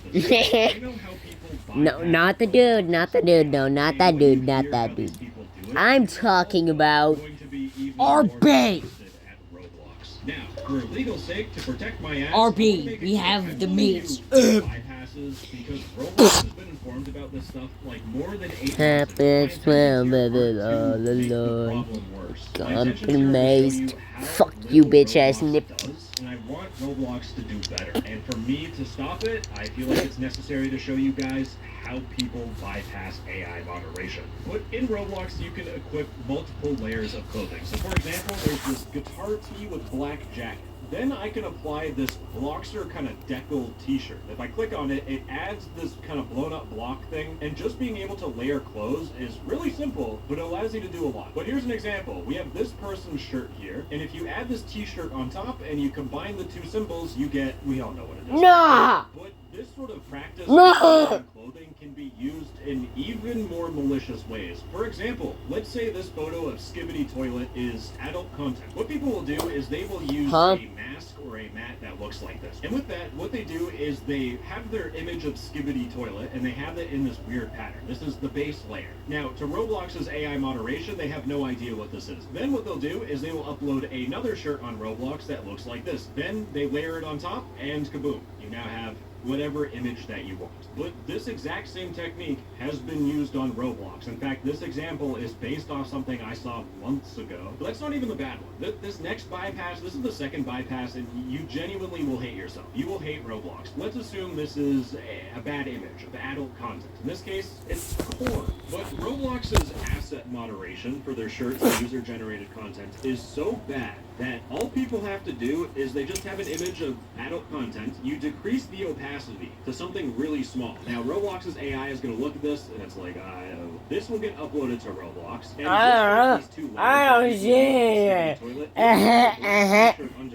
then they will layer on the t-shirt, and kaboom, it is easily visible. We have 19% transparency and a black shirt versus a billion-dollar company's AI moderation. So when it comes to these Roblox emotes, Roblox is trying to paint it to their investors and their shareholders as a new way to make money, when in reality, they're just adding more work for them to do, and they can barely do their job in the first place. But don't you worry, because there's one more thing, one more Roblox update that is really going to again emphasize that Schlepp's ban and everything Roblox is doing is about that shareholder value greed, because Roblox wants to add dating. They made a prediction back in 2023 at their RDC, Roblox Developer Conference. For 17 plus verified people and 17 plus experiences, thousands of adults will meet for the first time in Roblox dating experiences and subsequently form real-life relationships. Now, when I hear kids game and dating, my brain instantly thinks that is a horrible idea. This was the dumbest idea of 2023, and it turns out in 2025 Roblox didn't learn anything, because Roblox's CEO David Baszucki went on the Tech Stuff podcast, and this is what he had to say. 21 and up, ID verified, opted in. Someday we'll have dating on Roblox. And no! I think a lot of people who might kill yourself, David! Go on a real life date. Kill yourself! Find it easier to have a virtual date to start, and then if they connect, move to the physical world. Yeah, I genuinely hate myself. This company doesn't learn. Commingling a kids game with a dating website is inherently a horrible idea. And while Roblox might get more users and their stock price goes up, their stock price goes up with this Roblox dating at the expense of harming kids. And the thing is you don't even have to take my word for the shareholder value in Roblox prioritizing profits over child safety, because in a lawsuit against Roblox by a minor that was a victim of a Roblox predator, they referenced a Hindenburg research article talking about Roblox's inflated key metrics, which Roblox refuted, but in the article they also talk about how Roblox is a predator hellscape for kids. And they reference one part of the article that states, a former Roblox employee, who is a former senior product designer, explains, you're supposed to make sure that your users are safe. But then the downside is that if you're limiting users' engagement, it's hurting our metrics. It's hurting the active users, the time spent on the platform, and in a lot of cases, the leadership doesn't want that. You have to make a decision, right? You can keep your players safe, but then it would be less of them on the platform. Or you can just let them do what they want to do, and then the numbers look all good, and the investors will be happy. And this is the biggest thing I want people to take away from this whole entire video. Allegedly from a former senior product manager at Roblox, they want to make investors happy. In my opinion, this is Roblox being purely evil. They keep that stock price going up by silencing people like Schlepp that show the truth about Roblox. They make that stock price go up by adding features like dating that will eventually lead to more kids getting harmed. They make that stock price go up by pretending to have some advanced AI moderation system that they open source to help out everyone in the goodness of their hearts, even though that same AI system can be bypassed by a teenager who showed just how much of a joke Roblox's moderation is. This is all just a facade. And I have one final thing I want to talk about, because The Verge did an interview with David Baszucki, the CEO, and there was two things in the interview that I wanted to point out. Do you think, like, the more mature things, like nudity, will ever be allowed on Roblox in any way? I think what I would say is we would lead first and foremost with safety and civility, and then second with mirroring what happens in the physical world. And so I would never rule it out. Just the fact that this is a possibility should be concerning and terrifying. It's just going to encourage people to do more nudity on Roblox. And yeah, guys, quit Roblox now. The entire fucking game's fucked. I don't know how these guys can't see this. Fuck the creators. And Roblox is telling me they're Fuck gonna everything fix the problem. about It's it. called don't fucking make the problem a possibility in the first place. Anyways, the second thing in the interview I wanted to point out. What do you say to parents who have already witnessed their kids experiencing things on Roblox that are not age appropriate, that are not up to your standards as a company? Obviously, you're not going to catch everything. I would say, since day one, we have zero tolerance for that kind of stuff. And that's just a complete flat-out lie, because I covered this in a previous video, but it's the Teddy situation on Roblox. And the TLDR is that Roblox was making an event that a bunch of Roblox kids would join to get free access. And this event included a game called Boys and Girls Hangout RP by someone named The Official Teddy. Now, I don't want to insult your guys' intelligence here, but if you look at the thumbnail, it says if you're lonely, try this game with a smirk emoji. The game itself has dead. If you don't know what's going on, you are f***ing stupid. We all know what this is going to be used for,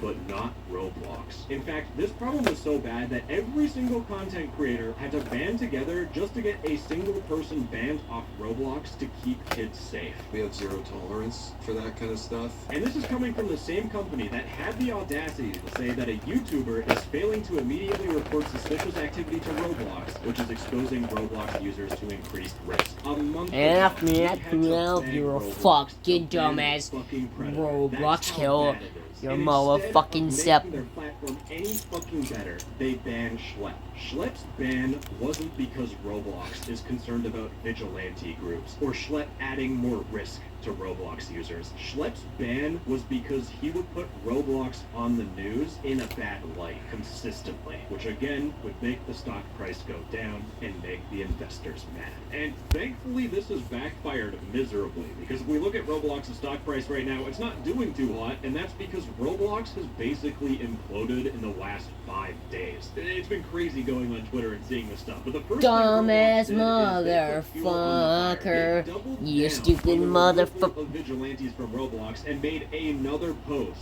It's even worse than the first one, because if you look at the bullet points, it says, while seemingly well-intentioned, the vigilantes we banned have taken actions that are both unacceptable and create an unsafe environment for users. Now, I've already complained about this, so we don't need to rehash that. The thing that made every single human being that is paying attention to the story pissed is that Roblox said, similar to actual predators, they often impersonated minors and actively approach other users, then tried to lead them to other platforms to have explicit conversations. They are basically equating Schlep to an actual predator. That is what people are inferring from this. And Roblox, you're fucking nigger. I don't care anymore.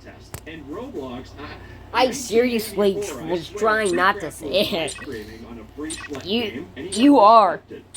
If you want to know what happened, the Schlep funeral game that was meant as protest for Roblox's actions is currently under review. Roblox took down, they moderated the free Schlep game. And the reason why this is f***ing crazy to me is the fact, remember the Selling for Maps account? Well, I did the crazy thing. I don't know if I was stupid. Maybe I am an actual f***ing idiot. I tried reporting this profile. I reported it saying, yo, Roblox, this is a dog whistle for predators, and the bio is in Morse code, soliciting photos. And I'm just going to refresh the page in case you don't believe me, but nothing happened to their profile, even though their username is clearly bad. And I'm pointing out their username because Roblox, what they're doing right now is they are moderating users with hashtag FreeSchlep in their display name. If you put FreeSchlep in your display name on Roblox, you will get punished. Roblox will punish hashtag FreeSchlep, but not Selling for Maps 1. This account should have been banned before any of these guys got in trouble, but instead Roblox is spending their time and their resources banning people that are protesting. They are trying to silence this problem and not moderate real problems on their platform. Roblox's priorities here aren't child safety, and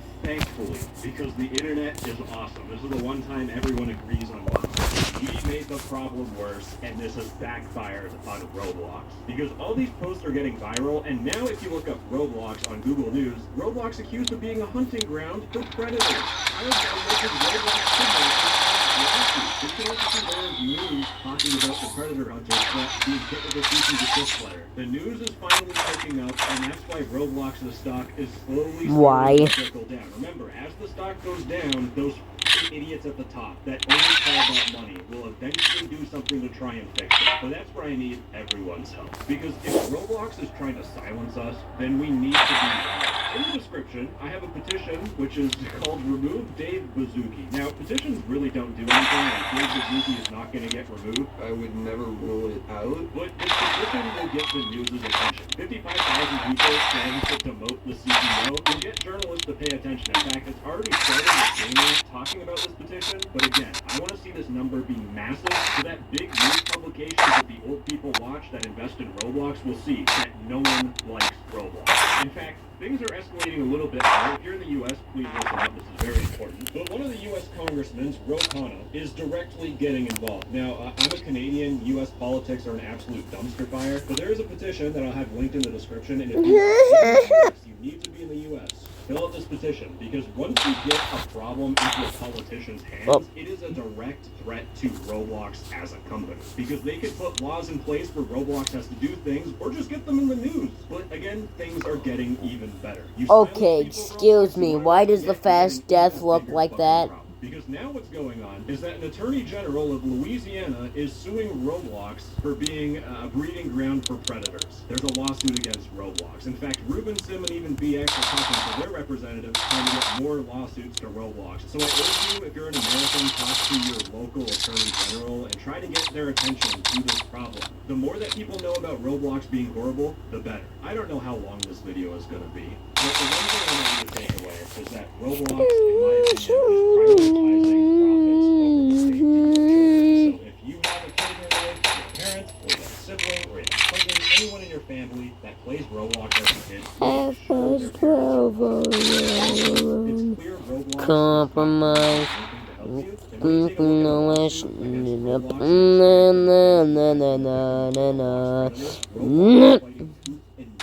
Not to settle or give any money to that poor kid. Anyways, gamers, I'm just going to say this because it might be a meme or it might be something that I probably should say. But I am completely okay mentally. I don't want to end things early, and I am adverse to dangerous situations. Anyways, you better not.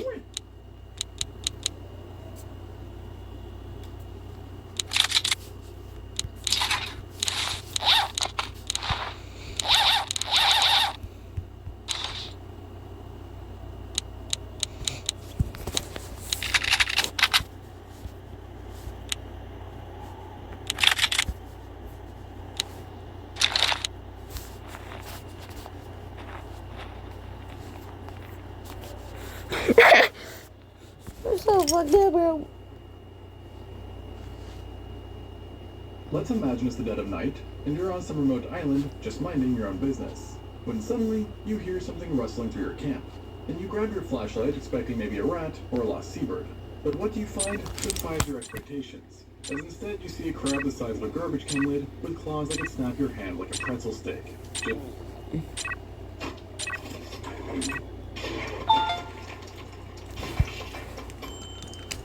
All the information you need to make the best call for your car. That's the plus in Tires Plus. Just casually attempting to steal your cooking pot. And the worst part, this isn't even unusual. Welcome to the absolutely unhinged world of island gigantism. Now, you might think being stuck on an island would make things smaller, considering how there's less food, less waste, and fewer resources. And that makes sense at all, but that's not how it really works. At least, not all the time. And sometimes evolution does the exact opposite, making small things giant, or big things even bigger. And so, give an animal a few thousand years of isolation on some random island, and suddenly you've got rats the size of house cats, insects that could probably arm wrestle you, and giant crabs that have literally evolved to climb trees and smash open coconuts. And scientists call this phenomena the island rule, or if you're feeling fancy, Foster's rule, after the biologist J. Bristol Foster, who first described this madness in 1964. And what Foster basically discovered was that islands are where nature goes to beta test its greatest ideas. And like every beta test, these ideas don't always work out. And one test that obviously failed is an animal so famous that we often think of it as the poster child for extinction, the dodo bird.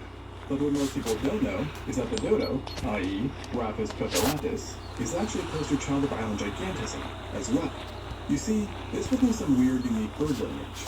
This was a pigeon. A giant overgrown one, but a pigeon nonetheless. Now, you might not be able to guess that just by looking at it, but the dodo does in fact belong to the pigeon and dove family, Columbidae. But while your average pigeon weighed maybe 300 grams and spends his time defecating on statues, the dodo was 17.5 kilograms or 39 pounds of pure flightless pigeon. And in other words, 58 times heavier. It stood a little less than a meter or 3 feet tall, but the wings were basically decorative at that point, and the beak that had evolved Textures don't exist.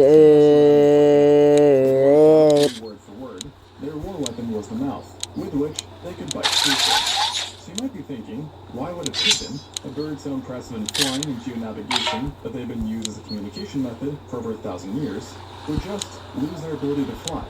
And the answer is actually fairly simple. Mauritius, the island where they're from, has no native predators to worry about. And so the dodo simply had no reason to maintain the ability to fly, showing that flying is metabolically expensive, requiring highly specialized structures and massive chest muscles. The dodo just stopped. It got fat, likely happy, and waddled around eating fruits and fallen seeds like it owned the place. Which, to be fair, it kind of did. And so, the dodo's entire evolutionary strategy was pretty much be big and be fearless. Which was great for millions of years, until it didn't. You see, they were so unafraid that when Dutch sailors arrived in I'm trolling. to them say hi, being their fat, happy self. But then, this proximity would also allow the sailors to club me to death if they so chose to, which, they unfortunately did, a lot. And the last confirmed sighting was in 1662, less than a century after Portuguese discovered the island. So the dodo was going from being an island paradise to being extinct so fast that for years afterwards, some people thought the stories were false, and that they were instead mythical animals. Which we now, of course, know they're not, and are one of the best known extinct animals worldwide. But while everyone knows about the dodo, almost seems to know about its neighbor, the Rodriguez solitaire, scientifically known as Pasiphax solitaria. And guess what? This wasn't just another giant bird, it was also another giant flightless pigeon who lived in Africa. Specifically, the Rodriguez island was 560 kilometers east of Mauritius, which also made it a relatively close cousin to the dodo. But here's the real kicker. It was even larger than the dodo. While the dodo was more round and chunky, the solitaire was tall and lean, with males standing up to 90 centimeters, or 35 inches tall, and weighing up to 28 kilograms, or 62 pounds, making them over 50% bigger than even dodos. And on top of that, the sexual dimorphism was insane, with males being up to 66% heavier than the females, with them topping out at 17 kilograms. Which, to put that in perspective, would be like the average American man now weighing 227 pounds, or 103 kilograms. And making it the most extreme size difference between sexes in any magnetic bird ever. But here's where things get properly weird, or well, violent.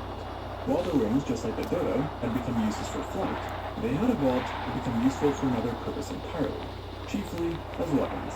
You see, both sexes have bony mouths in their wings that were the size of musket balls, being able to grow up to 10 centimeters or 1.3 inches across, which, in case you're not a war historian, would be around the size of a ping pong ball. And as alluded to, these were not just for show, as the solitaire would use these weaponized wings to beat the absolute HE double hockey stick out of their rivals, swinging them so fast and hard that contemporary accounts claim they made a sound like thunder, and fossil record certainly backs this up, with many solitaire wing bones showing signs of field fractures, evidence of just how brutal these battles were. And while some have suggested that these fractures may be the result of a hereditary bone disease rather than battle wounds, all extant birds, where carpal spurs and knobs are present, not used them as weapons, literally without exception. And this would also make sense, considering unlike their two southern cousins, the Rodriguez solitaire evolved an island that received significantly less rainfall than Mauritius, meaning resources were scarcer, which likely put evolutionary pressure on becoming extremely Nigga, what the flip? They also had a wicked bite. But unfortunately, similar to the dodo, they lay just one egg at a time, which isn't exactly great when it comes to species survivability. However, unlike the dodo's extinction, the solitaire lasted longer, but not by much, as by the mid-1700s, they were gone. So another giant pigeon deleted from existence, except this time again, giant ping-pong ball first, without their wings.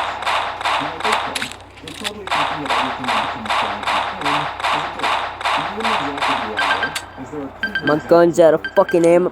even bigger than those I mentioned, which we'll get to later, but mammals also get their characteristic identification as well, and nowhere is this more obvious than with rodents, as either seem a particular talent for turning cute little mice and rats into absolute units that would make Tom and Garfield like rats.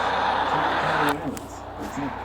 These volcanic islands off the coast of Africa were once home to Canariamus gravic, the Tenerife giant rat. And these things weren't just big, they were huge, being about the size of Yorkshire Terriers. In fact, when you compare them to their closest mainland relatives, the African grass rat, you find these guys that are just bigger, despite their diversity. Half past Nigerian land. To put that in perspective, is about the same amount of time adult rodents as Neanderthals and modern humans.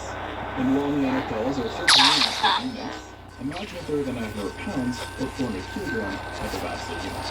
As that's basically the Tenerife giant rat versus the grass rat. And then there's this thing killed its food. Apodemus sylvaticus hortensis, which is basically evolution to 10 but speedrun in search of fantasy. And what's interesting about these guys is that this isn't some ancient species that's had millions of years to get weird. In fact, it hasn't even had hundreds of thousands. This is a regular mouse that was brought to a windsoap Scottish island maybe 1,000 years ago, tops. And faster by Vikings, because of course, Vikings aren't Dutchmen.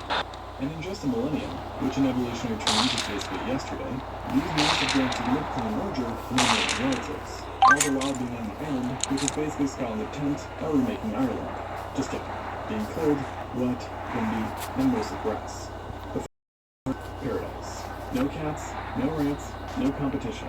Just them, the green outdoors, and 1,000 years to get progressively more chunky. However, with all this said, I will note that most cases of island gigantism do seem to happen in warmer environments. And if you were to, for some reason, become named on the island of Flores in Indonesia, let's just say, good luck, as this island seems to exist solely to make biologists question their sanity. And getting you in here looks suck for multiple reasons. You see, this is the exact same place where they found extinct humans, humans known as Homo floresiensis, an extinct cousin of ours who actually coexisted with humans for a hot sec.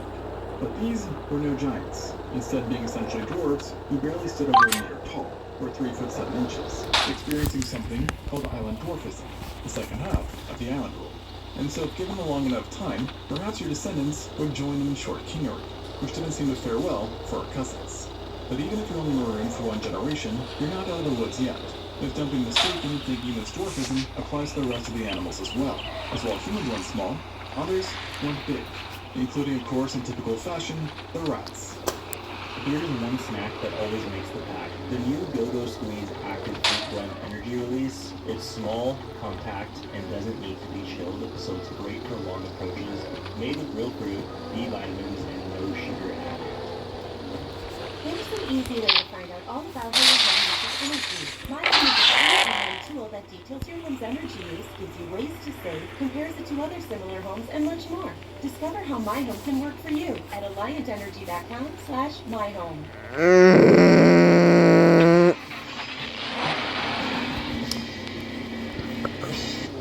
One of your dorm room looks bleak. Just type that into Google and get some ideas back. Making your home away from home feel a little more like home? Just ask Google. Get your cat back to their normal with Silencia, a once-monthly injection given by your vet that controls osteoarthritis pain in cats. Vets administering Silencia should take extreme care. Meet Papagomus armentis, also known as the Flores giant rat, which might sound like something of a low-budget film, but it's absolutely real and absolutely massive. As while your average rat weighs maybe 300 grams, unless it's of the New York City variety, in which case all bets are off, the Flores giant rat weighs up to 2.5 kilograms, or 5.5 pounds. So massive, like I said. And why? Well, because why not? The largest carnivore on Flores is a monitor lizard too busy eating carrion to hunt a roided out Master Splinter. But that's not to say they couldn't take that, as these monitor lizards are really Varanus komodoensis, i.e. the Komodo dragon, the largest lizard on Earth. Now, for a long time, these guys have been considered a textbook example of island gigantism, seeing that they live on islands and are, well, giant. 150 kilograms or 330 pounds, and measuring up to 3 meters or 10 feet long.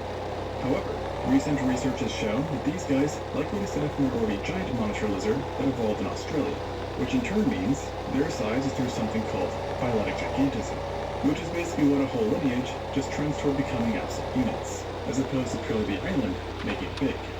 But, and this is the important part, island life let it stay big. Everywhere else, giant monitor lizards went extinct, be it competition from other predators, climate change, or just human reported sticks. But on Flores, and a handful of other Indonesian islands, There are no big cats, no bears, no wolves, etc. So being a 3-meter-long lizard with toxic fuel and monopoly on being terrifying is just perfect. And considering their origins in Australia, it might not surprise you to hear that there are islands here which have also been inflicted with the insanity that is island gigantism. And when I say islands, I'm talking about New Zealand, which technically is an island part of the Australian continent. Now New Zealand is basically what happens when you take an island, remove all mammals except bats, and then let evolution go off its medication. And the results are exactly as insane as you'd expect. No pun intended.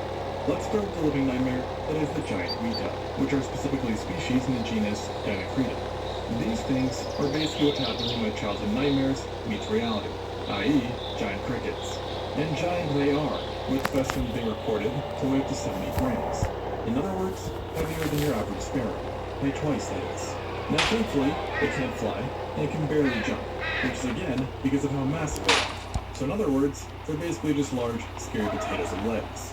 But despite their terrifying appearance, they are actually vegetarian, so the only thing you really have to worry about from them is a heart attack. Now with this said, the weta is a small fry compared to what used to run New Zealand, the moas, especially the giant moas, who evolved to fill the same niche as herbivorous mammals, except of course there are birds that stood up to 3.6 meters tall, or 12 feet, and weighed up to 278 kilograms, or 613 pounds. And in a very unusual case, not only were these guys just flightless and giant, but they actually had no wings, not even vestigial ones. There was no humerus, no radius, no ulna, and no carpals, with basically the entire upper limb being absent from skeletons. The only thing there was a tiny finger-sized scapulocoracoid, a fused remnant of the forelimbs girdles coracoid and scapula. And I can't emphasize enough how unusual this is, because out of literally every other flightless bird, dead or alive, the moas are the only ones completely lacking wings. So in other words, they were basically feathered giraffes that forgot they were supposed to be birds. But, despite their sizes, they were not the kings, as hunting these walking skyscrapers was Hyraetus murex, better known as Haast's eagle. Now let's just say, if you're hunting Big Bird's cousin, you better be big yourself. And they were. Not only were they giant for an eagle, they are in fact the largest eagle that ever lived, period. It could weigh up to 40 pounds or 18 kilograms, while having a wingspan reaching 10 feet or 3 meters. And while that might not sound huge, you have to keep in mind the fact that of the largest extant eagles, none have been verified to exceed 9 kilograms or 20 pounds in the wild, meaning even the largest are about twice as small as Haast's eagles. And yet, wild eagles of a much smaller size can still kill deer, antelope, and sometimes even wolves, with their prey often weighing many times their size. And so unsurprisingly, these absolute units of an eagle were giant killers, having talons that were literally the size of tiger claws. And they put those to good use, hunting prey the size of cows, likely diving at speeds that would let it strike with enough force to break bones. And based off of the Maori stories of the Boakai, a monstrous bird from their legends and stories, these eagles likely turned these weapons against the human invaders, too, which entered New Zealand about 700 years ago. But unfortunately, these humans proved too much in the end, leading to the extinction of the moas, which in turn led to the gradual extinction of the biggest eagle this planet has ever seen. But while the moas and Haast's eagles are gone, New Zealand still has one absolutely ridiculous yet adorable bird bumbling around, the kakapo, typically known as Strigops avropterus. And this guy isn't just ridiculous looking. It's like in typical island gigantism fashion, they are big, with them actually being the world's largest parrot, with males weighing up to 3 kilograms or 6.6 pounds, and measuring up to 64 centimeters or 25 inches long, meaning about twice the size of the next largest parrot, the high-peaked macaw. And beyond its size, it's basically everything a parrot shouldn't be. It can't fly, it's nocturnal, and is the only parrot in the world that uses a lek breeding system, which in case you don't know what that is basically equivalent to guys at a frat party, being a mating system where males gather in a specific region to quote-unquote display for females, who then choose a mate based on the best of these displays. And just like a frat party again, these guys smell, but perhaps a bit better, being described as a combination of honey, papaya, which in case you didn't know, both tastes and smells like vomit, and I quote, musty, violent cases. So certainly a unique scent in any case. And the smell is actually so strong that predators can easily track them by scent alone from far distances, which is a terrible evolutionary strategy when you can't fly. But perhaps anything worse than that is what they do when they decide to breed. As you see, those displays I was talking about earlier basically consist of the kakapo seeing the sun of its people to as many things as it can, or at least as long as it can distance-wise. What happens is that males create these elaborate bowl-shaped depressions in the ground, which basically act as acoustic amplifiers. And they're going to see the sit in these bowls and produce a deep booming sound that's at a low frequency that can travel 5 kilometers or 3.1 miles through dense forest. And just as a cherry on top, they do this for 6 to 8 hours every single night, for up to 4 months. Meaning, 960 hours of booming per minute. So they better hope it comes to booming with all that effort you're putting in. Pun intended. But the ingenuity of the low frequency is also a problem. Kind of. As while the low frequency itself means it carries for longer, it also makes it so that females cannot always accurately tell which direction it's coming from. So in other words, you just hear males playing their hearts out to their Juliet, while the females are just wandering around the forest like, where the heck is that coming from? And probably also how do I shut them, or shoot the hockey stick. And it gets worse.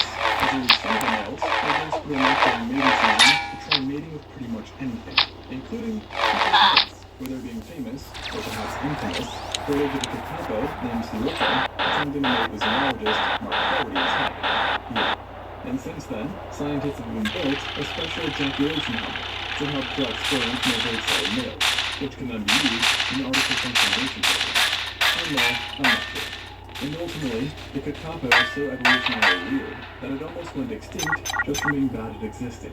And of course from humans showing up with their pesky pointy sticks. Another Kev? Come with me.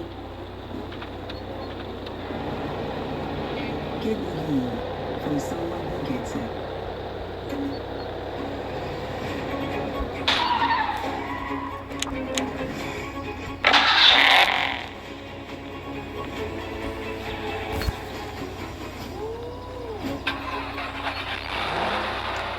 We hand shop everything every morning. This is real. Exactly. You'll know how real it is if you try it.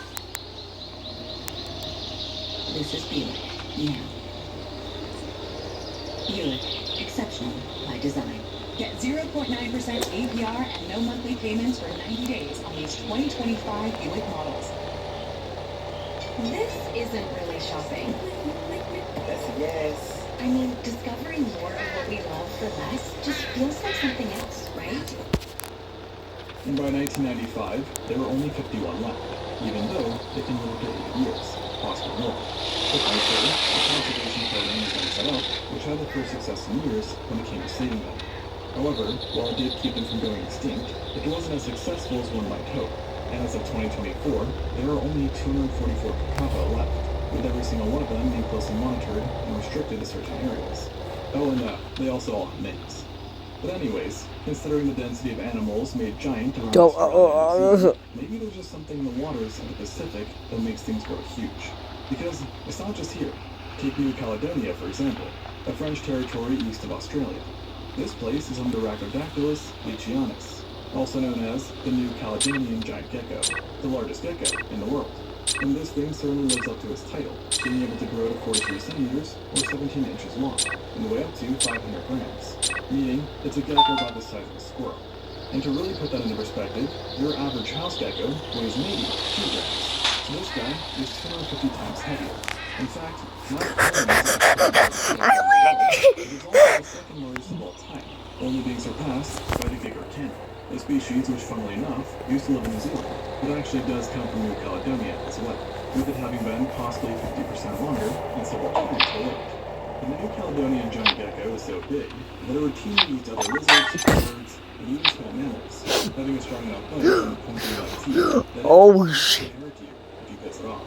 And that's kind of easy, considering they're known for being absolutely psychotic in the temperament department, with even their breeding behavior basically consisting of a first date, they live by each other, and thrash violently. What the fuck? Accompanied with locking jaws. How cute. But hey, Nigger.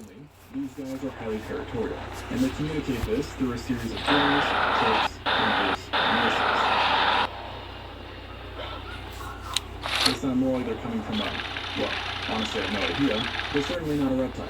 And when threatened, they often won't run, they won't stay on the ground, make funny noises, and probably fight. And in fact, they're so aggressive that many cases of cannibals have been noticed, and they generally contact and like some of the other iron giants we talked about, these guys are also long-lived, being able to live for decades, with some of the years in captivity having reached 50 years old. 7. They dominate the islands. Indigenous Kanak people actually fear them because of an old superstition, which is that the geckos can cling to your body and tear out your soul. And given their size, attitude, and their signs, I'm not entirely convinced that's just superstition. But like I said, there must be something in the water, Pacific, as it seems like the entire region is cursed with gigantism. As no matter where you go, you'll find islands scattered around with animals that have no business being that big. Take a look at how island stick insect, for example, also called the tree lobster, which probably tells you everything you need to know. This thing is as thick as your thumb and longer than your hand, being up to 20 centimeters or inches long, and weighing 25 grams or 1 ounce. So likely hundreds of times heavier than your run-of-the-mill stick insect. What's crazy is that these things were actually thought extinct after rats were introduced in 1918, with them being declared so just 2 years after. But then, decades later, scientists found a dead one on a sea stack known as Bald Pyramid, which is basically a 500-meter tall rock just jutting out of the ocean. And lo and behold, following the expedition that looked for them, a population of 230 individuals were found, having survived in this vertical, basically barren rock face for 8 years, presumably on a pure spike. But as of 2012, the Melbourne Zoo successfully bred over 9,000 of them, and thus taking them out at the brink of extinction. And yes, obligatory, it's over 9,000. Now I will mention, we're not exactly sure if this size is a result of insect gigantism, considering it has no closely related mainland relatives that we know of. So it's hard to say for sure, but let's just assume it is. And speaking of big animals without a spine, we can't forget about the king of island invertebrates himself. And really, the king of land invertebrates in general, Birgus latro, i.e. the coconut crab. Now this thing is what I'd imagine what happens when evolution asks, what if we made a crab but like a horror movie version? And then doesn't wait for any input. Because first off, these things are huge. And I mean huge.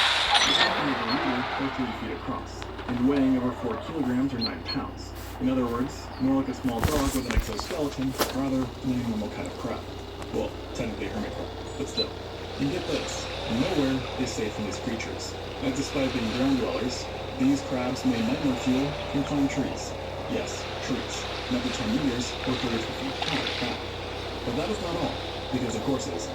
Despite only weighing a fraction of the heaviest animals on land, they have the strongest reported grip strength of any terrestrial animal period, with a crushing force of the 3,300 newtons, which for reference is about as strong as a lion's bite.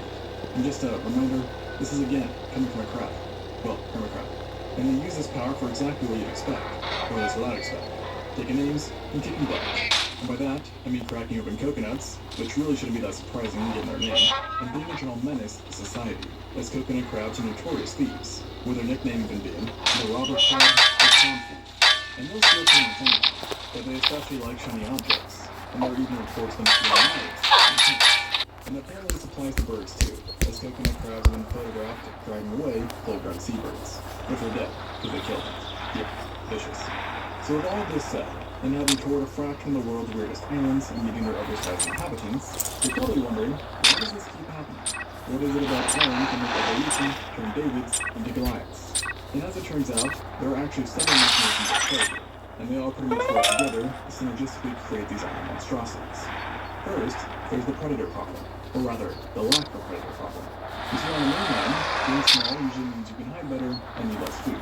But to remove those predators, and suddenly being small is less useful. As without anything trying to murder you every 5 seconds, you can afford to get bigger. And being bigger offers a bunch of benefits, including better thermal regulation, meaning you won't freeze to death as easily. And then there's the fact that you can eat food that smaller animals generally can't get or can't process. It also means you can store more tissue for times being tough. But of course a lot of it is also driven by internal competition, as being bigger means you can fight off competitors for the best territories and mates, which thus snowballs into bigger and bigger offspring. And sometimes the change goes before natural selection even gets involved, with something called the founder effect, which in this case is when a few individuals are able to better colonize an island in the first place, and thus the genetic quirks become the default setting. The island itself also matters, with smaller islands generally pushing species to more extreme changes quicker, as fewer species, limited resources, and isolated gene pools crank up the evolutionary pressure into overload. But perhaps the most important factor of them all is ecological reach.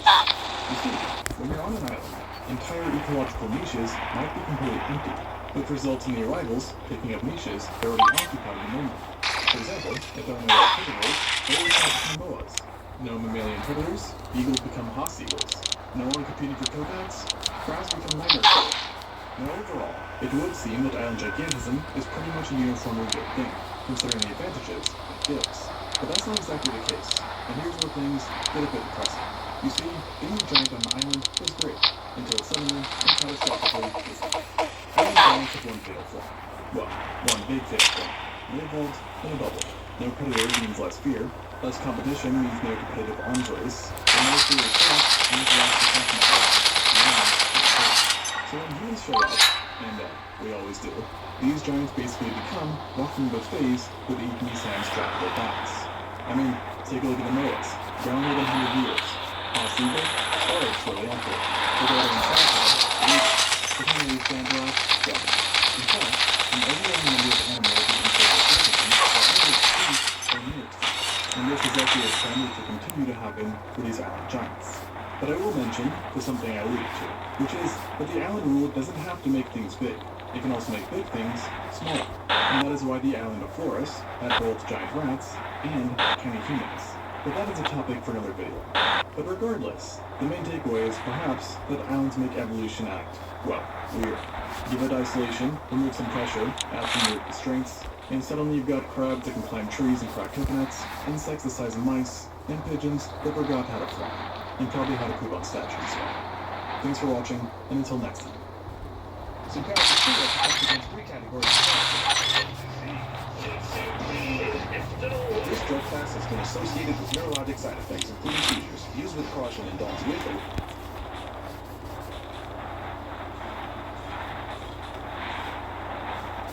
In my worldview, the Amazon rainforest is the most fascinating and the most mysterious place of the Earth's surface today in the 21st century. It sprawls seemingly endlessly across a vast area of South America, roughly 6 million square kilometers all in. An area of land that's about equivalent to 3/4 the size of the continental 48 United States. The majority of the rainforest, about 60% of it, is all contained within the borders of Brazil. But significant parts of it also extend out across the borders of parts of Peru, Colombia, Ecuador, Bolivia, Venezuela, Guyana, Suriname, and French Guyana as well. This huge area of the continent that the Amazon covers is extremely sparsely populated today and rural, with only around 30 million total residents spread out all across it, which is even fewer people today than northern Poland.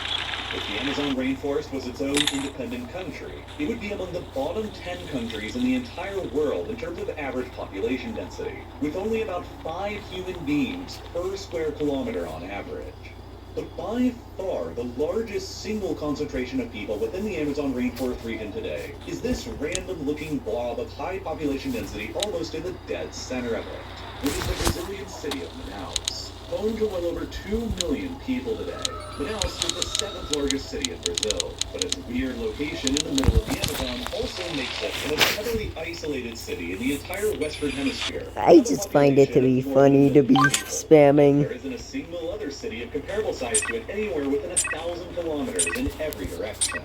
And so, as you'd expect, actually physically getting yourself there doesn't work like most Stop other fucking cities. following There me. still aren't any paved roads that connect Manaus to the rest of the Brazilian core, thousands of kilometers away to the east. It's theoretically possible to drive from cities like Sao Paulo or Rio de Janeiro to Manaus, but for hundreds of kilometers along Brazilian Highway 319, the route is currently unpaved, and whenever it rains there, which, believe it or not, is a frequent occurrence in the rainforest, the unpaved road turns into a muddy quagmire with endless nothing all around it. No cell service, and no chance of getting a tow truck to bail yourself out. So that road is a pretty sketchy option to actually take. And even when you get to the other end of the highway close by to Manaus, you'll still have to take a ferry over to the city, since the entire length of the Amazon River still doesn't have a single bridge that crosses over it. The primary actually paved road that connects Manaus to the rest of the outside world runs to the north of it up towards Venezuela, Brazilian Highway 174. This route makes it, at least in theory, sort of possible to safely drive along paved roads to the rest of the Brazilian forest. But the catch is travel all the way around through Venezuela, Colombia, and Peru just to re-enter back into Brazil again. Meaning that for most practical purposes, the only ways that most people from the rest of Brazil usually Nigga just killed me and left. airplane or by taking a boat down the Amazon River itself, which is fully navigable to ocean-going vessels for about 2/3 of its course deep into the continental interior. Another similar blob of high population density in the middle of the modern Amazon is the Peruvian city of Iquitos, which is 500,000 people today and is in theory even more isolated than Manaus is. Not because of distance from other large settlements, but because of logistics. Other than for a single 100-kilometer dead-end stretch of road that ends in the nearby town of Naura, there aren't any other roads at all that connect Iquitos with anywhere in the outside world, which makes it the largest city in the world that can't be reached by road that isn't on an island. Iquitos exists precisely where it does because it sits at about the exact spot on the Amazon River that's still fully navigable all the way out to the Atlantic Ocean, which has always provided a free-to-use and easy-to-use superhighway for Peruvian and Brazilian merchants to take transporting the Amazon's resources out to the global market. Rather than using cars, trucks, or trains, the Amazon River itself provides nearly all of the transportation to the few big modern cities of the Amazon, like Manaus and Iquitos. So much so that when you travel along it, you'll even see floating gas stations and convenience stores for boats instead of cars. And so, as you'd expect, proper road infrastructure throughout the Amazon region is extremely hard to come by, and even the major clusters of people within it don't really have any major roads extending out from them, since the Amazon River is their primary method of transportation and connection to the outside world instead. This means that there are huge swaths of the Amazon rainforest that are completely absent of any roads at all, which makes driving through most of it an impossible feat. While trekking through the rainforest on foot is an extremely arduous process as well, simply because of the unbelievable density of trees here, once you get out beyond the major settlements and highways. It's been estimated that there are probably somewhere around 390 billion individual trees densely packed all throughout the Amazon rainforest, which is nearly 4 times as many stars as exist in the entire Milky Way galaxy. A single square kilometer of the forest can contain up to 150,000 individual trees and well over 90,000 tons of plant biomass. A fact that can be clearly seen when you look at images like these ones of the city of Manaus that butts right up against the boundary with the Amazon. On one side, you have a dense city that's like an island of civilization, and on the other, you literally have 1,000 kilometers of super dense, wild rainforest that's mostly just anywhere beyond the Amazon River, or from the handful of roads and settlements dotted throughout it, has always been very difficult. While for most of modern history, observing what the Amazon surface looked like from the air with aircraft or even with satellites have also been practically impossible because of just how insanely dense and thick the rainforest canopy is everywhere throughout it. As a result, the vast surface area of the Amazon rainforest that lies beneath the canopy we can see from the sky easily contains the largest amount of unexplored, unmapped, and uncharted land area remaining anywhere on the Earth's surface in the 21st century, with some scientists arguing that we currently understand even less about it than we do the surface of Mars. That's why, in my view, it's the most mysterious and most interesting place remaining on the map in the 21st century. And all of a sudden, very recently, modern advances in the fields of cartography and archaeology, like LiDAR scanning, are finally, after all this time, enabling us to penetrate through the previously impenetrable rainforest canopy, to see the Amazon surface like we've never seen it before. And the last blank space on the Earth's surface filled up by the world's biggest rainforest is finally beginning to get mapped out and filled in. The things that we've already discovered down there, just over the last decade alone, have been so profoundly shocking that we need to upend our entire views on history and science of the process. And even more incredible discoveries down there are probably coming very soon. In order to For what, bitch? some of these recent discoveries beneath the Amazon canopy have been so shocking, you need to understand what the general historical view on the Amazon region has been within mainstream academia. The fucking zap. And why they've all of a sudden, very recently this decade in the 2020s, begun to be proven incorrect. You see, for the past several centuries, the generally accepted mainstream view on the Amazon was that it had always been basically a pristine, largely untouched wilderness environment. mostly undisturbed and unaltered by human beings. This view is reinforced by the fact that for the past several centuries, pretty much ever since Europeans first arrived in the Americas, the Amazon has always appeared to be very sparsely populated by indigenous people in groups no larger than on a hunter-gatherer tribal scale, largely because the soil quality throughout the Amazon rainforest is extremely poor and sterile, and not very helpful for large-scale agriculture that would be necessary for larger, more complex civilizations. But this is a pretty weird thing to consider at first, because it almost seems counterintuitive when you say that the soil quality in the Amazon is terrible for crop farming, while simultaneously supposed to include 290 billion trees in the densest and most biodiverse forest in the world. But the reason for this is very interesting. You see, one of the primary sources of nutrients for all of the plants in the Amazon rainforest actually comes from entirely unexpected source, far away on a completely different continent.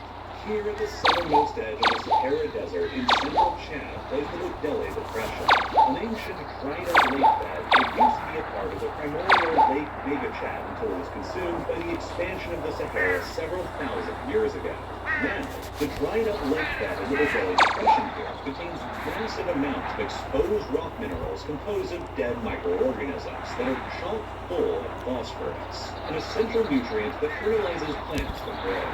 The powerful trade winds that whip across the Sahara from east to west will pick up enormous amounts of Saharan dust, including phosphorus-rich dust from around the Bodele Depression, and will then continue carrying all that dust for thousands of kilometers through the air across the Atlantic and completely South America. About 28 million tons of Saharan dust will fall across the Amazon rainforest throughout the year, including about 22,000 tons of phosphorus that is picked up from the Bodele Depression in Chad to provide the Amazon with vitally needed nutrients.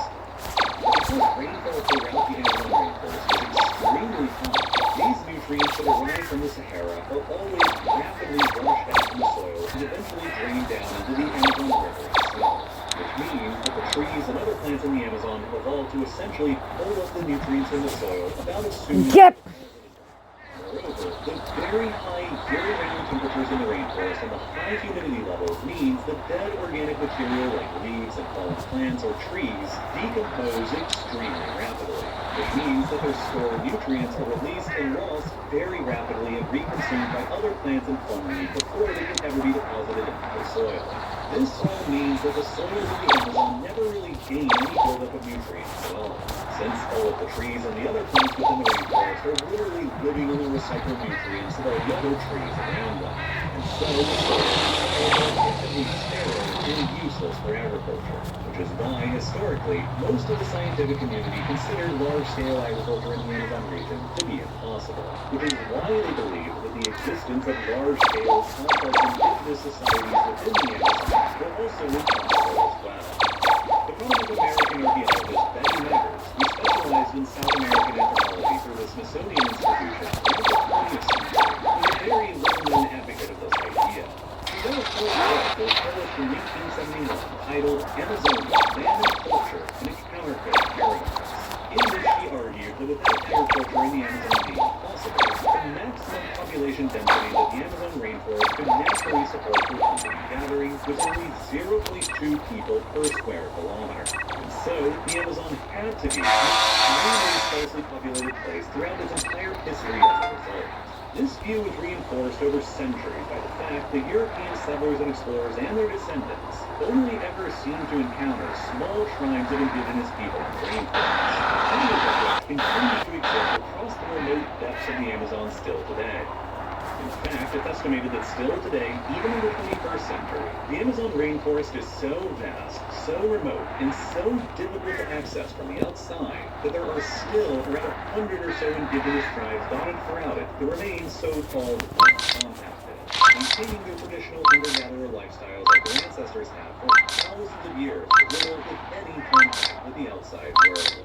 The Amazon is the host of the largest number of remaining uncontacted people in the world today, and while estimates of their exact numbers are highly varied, it's generally believed that there are around 10,000 of them scattered throughout the rainforest, hiding from the outside world.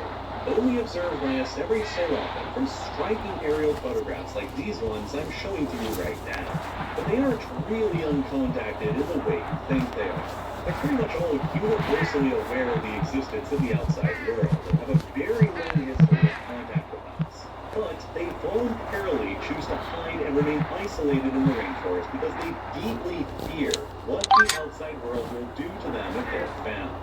Over the past several centuries, since the arrival of Europeans, and even over just the past few decades in recent living memory, countless numbers of these isolated Amazonian tribes have been massacred and enslaved by the outsiders. Across the late 19th and early 20th century, when the importance of rubber as a strategic material exploded, the rubber tree that's naturally indigenous to the Amazon basin correspondingly exploded in value and importance as well. It resulted in an unprecedented surge of European colonists flocking into the Amazon basin to strike out their fortunes, and was the catalyst for the growth of a few big Amazonian cities along the Navajo stretch of the Amazon River, announced the Iggy Coast mentioned previously. However, as the demand for labor on the growing Amazonian rubber plantations expanded, the European owners of the plantations engaged in massive slave raids on the Amazon's indigenous populations and forced hundreds of thousands of them to work on the rubber plantations in appalling conditions with extremely high mortality rates as high as 90% in some instances. It's some historians have compared in scale and brutality to the Holocaust or the Armenian genocide. In the aftermath of the rubber boom in the mid to late 20th century, the indigenous survivors of this genocide in the Amazon fled to remote and difficult to access depths of the rainforest, with their memories of the horrors the outside world inflicted upon them passed down through the generations. So, rather than keeping themselves hidden from the outside world because they just prefer to keep a more traditional, simple lifestyles, they really keep themselves hidden out of this very deeply ingrained fear of what the outside world will do to them again if contact with us is ever reestablished. A fear that hasn't helped out very much by the action of loggers, miners, missionaries, drug traffickers, and even anthropologists in recent history either. Throughout the 1960s and 70s, the Brazilian government basically treated the Amazon basin as an empty place full of resources that was holding the country's development back, and the indigenous people within were largely sidelined or even killed. One indigenous tribe in the Rondônia region of the Brazilian Amazon was almost completely massacred by Brazilian gunmen hired by ranchers and settlers there in the 1970s, down to only a single survivor, a man who kept on living a militantly reclusive and distant life in the rainforest for decades, up until he passed away from natural causes just a few years ago in 2022. For decades, nobody alive knew anything about the man, not his name, his language, or the name of his extinct tribe. But they well understood his fears and his intense desire to be left alone from the outside world, as he frequently shot arrows at anyone who ever attempted to initiate contact with him for years. He eventually became the nickname of the Man of the Hole due to the deep ditches he was frequently around his campsites for protection. The Brazilian Ministry of Native People discovered him in the late 1890s and eventually fenced off the entire area where the man lived and created a nature reserve out of the area in 2007, which became this isolated island of forest with a lone, uncontacted indigenous man inside of it, surrounded by a sea of deforested cattle ranches, until the man inside died of natural causes in 2022, leaving his unknown tribe's modern genocide ultimately completed. Throughout the 1970s and 80s, Brazilian government tried to establish peaceful contact with indigenous tribes in the Amazon by setting up trading posts in the rainforest with metal tools and other useful objects. But the posts would occasionally lead to violent interactions with the tribes and would frequently spread outside diseases to the tribes that they lacked any immunities to, in a process that has gone on ever since Europeans first discovered the New World a half millennia ago, which will sometimes wipe out half of a tribe's population within only a matter of weeks. These disasters eventually led the Brazilian Department of Unknown Tribes to take a radically different approach starting in 1987, when they decided that isolated tribes in the Amazon shouldn't ever be contacted by the outside world unless any of the tribes voluntarily chose to initiate contact first, creating a sort of real-world crime directive from Star Trek in the process. This was also a part of the late 20th century Brazilian government's creation of the indigenous territories across the country that are heavily concentrated within the Brazilian Amazon. There are currently more than 700 areas set aside for exclusive use by the country's indigenous population, including the Vale do Javari, in the far west of the Brazilian Amazon here. It is believed to contain the highest concentration of uncontacted people in the entire Amazon, and by extension, in the entire world. The territory is roughly the same size as Portugal, and it's completely illegal for any unqualified outsider to enter into it. And it contains an estimated 14 separate, uncontacted tribes within it, numbering around 2,000 people all in all, who are occasionally observed by the Brazilian government from the air, which is where most of these striking aerial photographs of uncontacted people in the Amazon have come from. The Vale do Javari itself is part of a much wider area today that's known as the uncontacted frontier, an arc of the remote western Amazon region that straddles the border between Brazil, Peru, and Bolivia. It's arguably the single most remote location anywhere on the Earth's surface that remains in the 21st century. Nowhere else in the world today are there more uncontacted people than here, including a highly elusive tribe known as the Mashco Puro on the Peruvian side of the uncontacted frontier, around 50 of whom were recently seen and photographed by an organization known as Survival International in July of 2024, during a very rare encounter with the outside world. Because of these very recent photos and this encounter, the Mashco Puro are now believed to be the single largest uncontacted tribe remaining in the Amazon and in the world, probably numbering around 750 total individuals. Their location was also notably captured here, only a few kilometers away from an active logging company, which Survival International says threatens the tribe's continued existence. Critics of the Brazilian system of indigenous territories argue that they permanently reserve about 13% of the country's total land area to a small population of indigenous people that only make up 0.4% of Brazil's total population.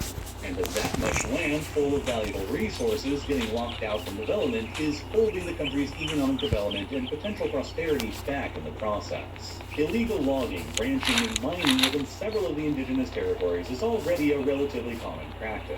But the arguments in favor of preserving the system aren't just for the rights of the indigenous people who live there, but also to protect the unknown scale of the biodiversity in the Amazon and the unknown species of plants and animals that are almost certainly still existing there, currently unknown to science.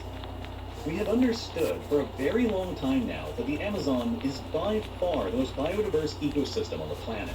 It's estimated that a whopping 1 in every 10 known species in the world lives just within the Amazon rainforest, including at least 2.5 million species of insects, tens of thousands of plant species, and around 2,000 bird and mammal species, along with a whopping 1 in every 5 fish species which live in the Amazon rivers and streams. There's a scientific study from 2001 that concluded just a quarter of a square kilometer in the Amazon rainforest in Ecuador was capable of supporting more than 1,100 separate individual species of tree.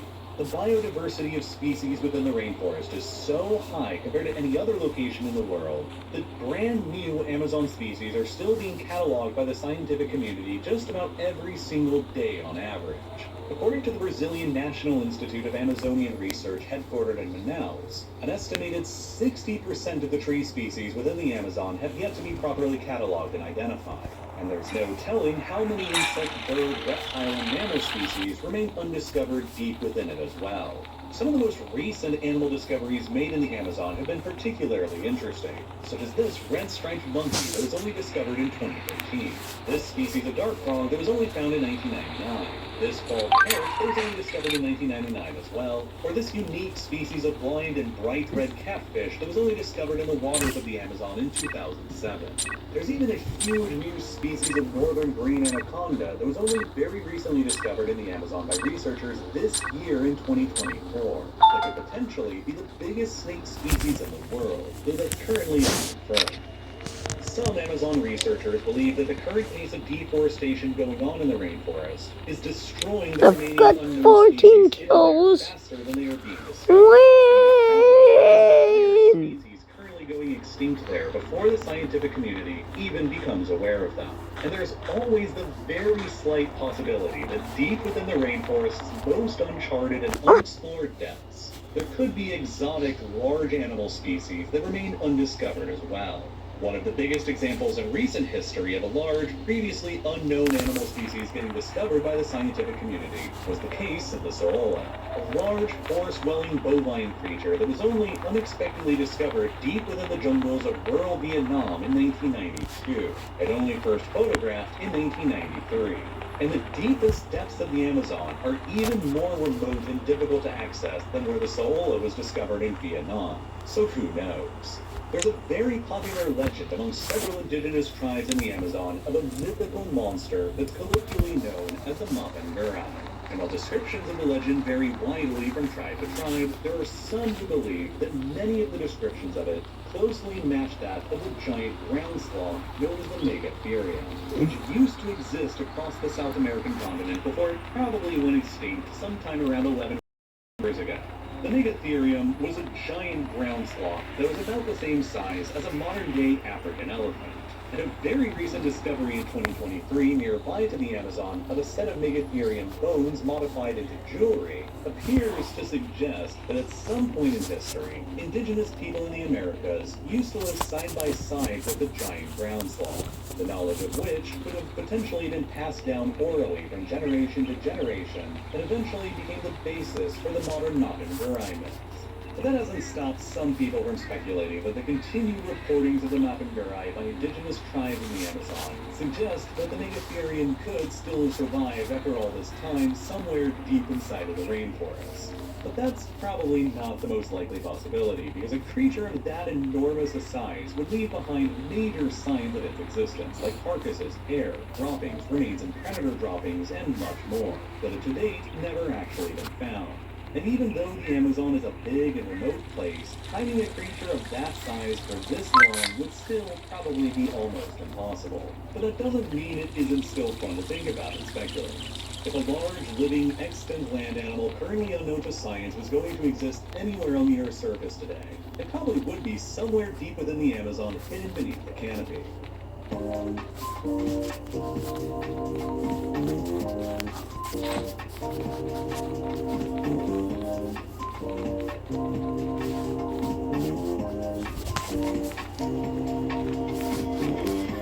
If your dream is to become a nurse, WGU's pre-licensure nursing program is here to help you make it a reality. Our program blends online courses with hands-on clinical experiences, and WGU's low-flat rate tuition and scholarships make earning your degree more affordable. At Wayfair, we get pretty excited about furniture. And out here, it's not a patio, it's a patio.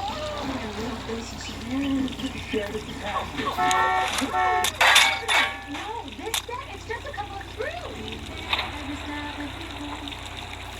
While one of the most fascinating recent scientific discoveries made within the Amazon wasn't of a large, legendary living animal, it was still just about as exciting as one anyway.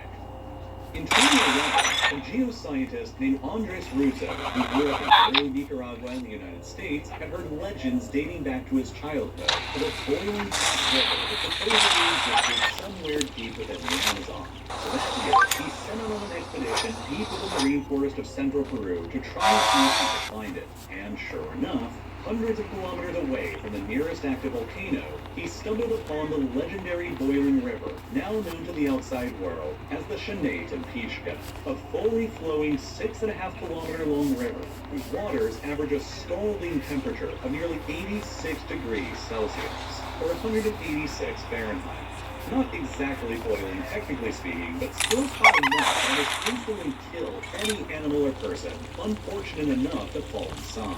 The local indigenous people had, of course, known about the boiling river in the Amazon nations. Until Russo's encounter with the river in 2011, it remained completely unknown to the rest of us in the outside world outside of legend. And it's now understood to be the longest and hottest boiling river known in the world. And that's wonder as wide as a 2-lane street and nearly 5 meters or 16 feet deep in places. Made even more puzzling that it isn't volcanic activity that causes the river to get so hot, but a geothermal feature beneath the area instead. And almost a century before Russo's expedition in the Peruvian Amazon revealed the boiling river to Western science based only on hearing about a legend, another Western explorer set out on a series of expeditions across the Amazon based on hearing similar rumors and legends about long-lost civilizations and ruins hidden deep within the Amazon despite the contrary academic consensus. A British man named Percy Harrison Fawcett. In the early 20th century, Fawcett became obsessed with finding a lost civilization in the Amazon rainforest that he believed existed, and which he steadily began to call the Lost City of Z. Part of his convictions on this lost civilization's existence stemmed from an historical record of early European explorers in the Amazon, like Francisco de Orellana, a Spanish conquistador who became the first European to sail through the entire length of the Amazon River between 1541 and 1542 during his search for the legendary city of El Dorado.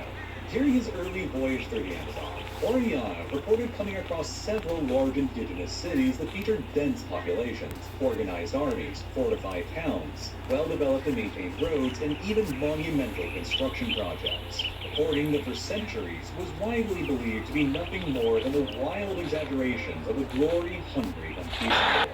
Countless expeditions across the following centuries were made in the Amazon to try and find any traces of these lost cities, but none were ever successful. The legends have then inspired Fawcett to begin his own expeditions for them in the early 20th century. For nearly 20 years between 1906 and 1924, Fawcett took 7 expeditions throughout the Amazon region in search of his lost city of Z, with a heavy focus on the southeastern Amazon in Brazil and the western Amazon region in Bolivia and Peru. But over all that time, he never ended up discovering anything very substantial. No giant stone ruins, no lost cities, and only small bands of indigenous tribes and little villages. In 1925, Fawcett organized his 8th and ultimately final expedition to find the lost city of Z, along with his son, a friend, 2 horses, 8 mules, and a pair of dogs. They set out for the city of Cuiabá on the edge of the Amazon in western Brazil, and after they crossed the upper Xingu River into the rainforest itself, none of them were ever seen or heard from again, and simply vanished into the vastness of the Amazon forever. Their ultimate fates still unknown to us an entire century later. Fawcett's ill-fated expedition that failed to find any lost civilizations in the Amazon appeared to only further support the mainstream consensus that such Amazonian civilizations never actually existed, and that the rainforest had always been a largely pristine, sparsely inhabited wilderness. But then, several decades later, beginning in the 1970s, a series of steady archaeological discoveries in the Amazon would slowly begin to shift this centuries-long held viewpoint. In 1977, a researcher named Ondamar Dias discovered a series of large-scale man-made geoglyphs within the Acre region of the Brazilian Amazon, in recently deforested land there. Believed further discoveries were made by flying aircraft over the region. To date, since that time, literally hundreds of these kinds of complex geoglyphs have been discovered by researchers across the Acre region that have been dated to between 1 AD and 1250. Which suddenly reignited the interest in the possibility of there maybe being advanced pre-Columbian civilizations in the rainforest that had remained undiscovered. In the Apano Valley region of the Amazon in eastern Ecuador, traces of settlements were discovered by researchers in the 1970s, and then more clues there began to get uncovered by archaeologists led by Stephen Rothstein with France's National Center for Scientific Research. They began excavations in the area in the 1990s, and they began discovering large ditches and even roads that had been long overgrown by the rainforest's foliage. Around the same time in the 1990s, another team of archaeologists led by Michael Beckenbauer from the University of Florida began exploring an area in the upper Xingu region of Brazil, very nearby to the area where Fawcett mysteriously disappeared from in the 1920s during his search for the lost city of Z. And they also discovered ancient roads, bridges, and ditches that appeared to form the remnants of long-lost walls, moats, and causeways that over decades of hands-on, on-the-ground studies steadily added up to a collection of at least 19 large pre-common, pre-Columbian villages in the region that featured well-planned circular plazas. But researchers still didn't generally consider this to be a truly urbanized area of the pre-Columbian past. None of the discovered settlements here in the Upper Xingu had clearly defined urban centers with monumental architecture you would expect in civilizations, like U-shaped temples or pyramids. And so, they appear to be more of a collection of Amazonian villages bundled together rather than any true large-scale civilization. Their discovery, nonetheless, encouraged further searches in other areas of the Amazon, though, such as in the Llanos de Movos region of the Amazon in northern Bolivia. On-the-ground research and limited remote sensing studies steadily revealed a similar pattern as in the upper Xingu region. Dozens to even hundreds of isolated small villages across an area roughly the size of Rhode Island.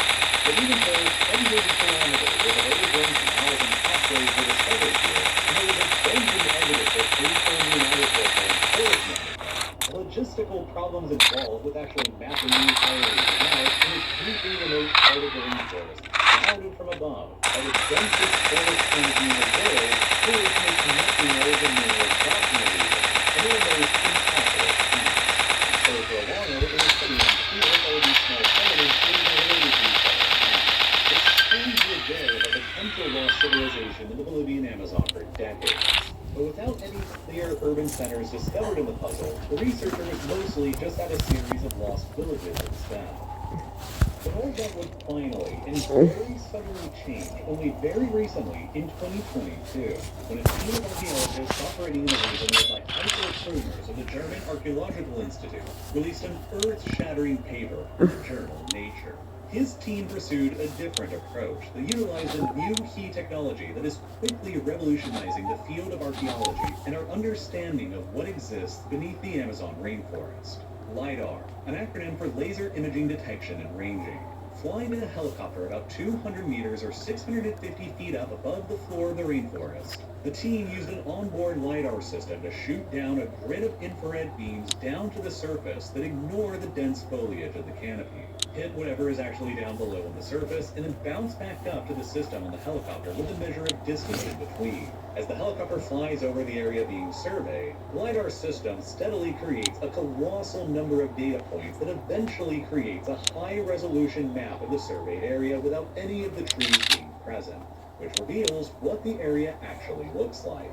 Using this more modern technique, the team led by Krumers carried out LiDAR mapping surveys of 6 different areas in the Llanos de Mojos region that revealed a total of 26 unique archaeological sites in the region, 11 of which were previously totally unknown to science. And 2 of those sites that were revealed were especially interesting, because for the first time in modern history, the LiDAR maps revealed them to actually be very significant pre-Columbian cities, complete with the monumental architecture that had always been missing from countless searches in the Amazon over the past nearly 5 centuries of history. The sites included mud brick conical pyramids that stood more than 21 meters or 70 feet tall, on the scale of several Mayan pyramids known to exist in Central America. And they were shown to anchor a web of sprawling smaller settlements, all connected by causeways and roads that stretched out for several kilometers. And there were even canals and a complex water management system that connected the main urban centers with nearby rivers. The team believes that the settlements were abandoned around 600 years ago, sometime around the year 1400. Nearly a century before the arrival of the Europeans for unknown reasons. But their existence finally proved that dense, Weird complex motherfucking societies shit, in the bro. Amazon rainforest capable of building monumental architecture did indeed exist at some point in the pre-Columbian past, and that the Amazon was significantly more densely populated in the past than previously believed. The Llanos de Mojos region in the Amazon alone, a region roughly the size of England, is now believed to have supported as many as 1 million people before the arrival of Columbus. And it was all right in the middle of many of the areas that were explored by Fawcett's Lost City of Z expeditions more than 100 years ago. Fawcett didn't discover any ruins of long-lost cities in the area because, it turned out, he was ultimately searching for the wrong kinds of things. The unknown society that built these pyramids and cities in the Amazon and northern Bolivia didn't use stone like the Maya, Inca, or Aztecs did that stood the test of time better and made them easier to find. Instead, they used other natural materials that were more readily available to them in this environment, like mud bricks and wood. So, while back in their heyday, their cities probably looked every bit as impressive as the Mayan cities do to us today, the materials they used decomposed more quickly over the centuries of abandonment and weren't as durable. What the So they ended up just blending in far better with the fatality? reclaimed them over centuries without Fatality. the discovery of these I get to it. monumental cities hidden under the rainforest canopy for centuries in northern Bolivia was the most significant archaeological discovery made in the region for the century. And Heiko Krumers even prophetically predicted that over the next 20 years, even more previously unknown cities in the Amazon would probably get discovered, that would include some even bigger and more complex than the Llanos de Mojos site. and it would only take fewer than 2 years for him to be proven right. Because just this year, back in January of 2024, another earth-shattering paper was published by Stephen Rothstein and his team that concerned their own years' worth of discoveries and research back in the Apano Valley site that I touched on a bit previously in the Amazon of eastern Ecuador.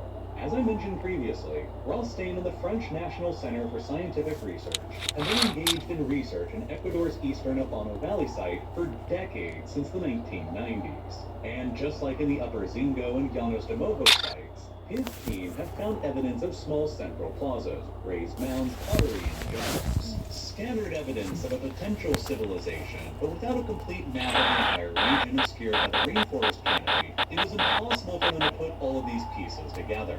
Everything changed, however, in 2013, when the Ecuadorian government agreed to fund a LiDAR survey of the Apano Valley to finally reveal what was all hidden there beneath the foliage.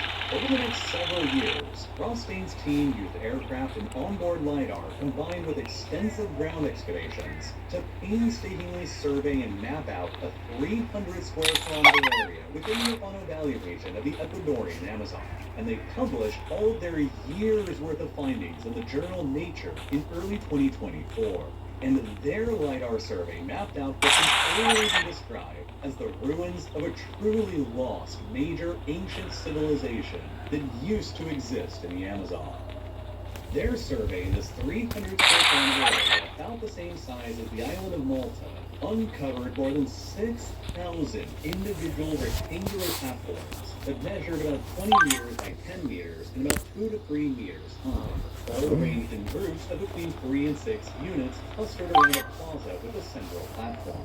These were thousands of long-abandoned homes, with areas of especially dense settlement concentrations forming heavily urbanized areas. And one of the structures their LiDAR uncovered within the plaza, one of the densest complexes, was a massive 140 meter by 40 meter and 5 meter tall platform, probably the site of long-lost monumental buildings that were used for ceremonies.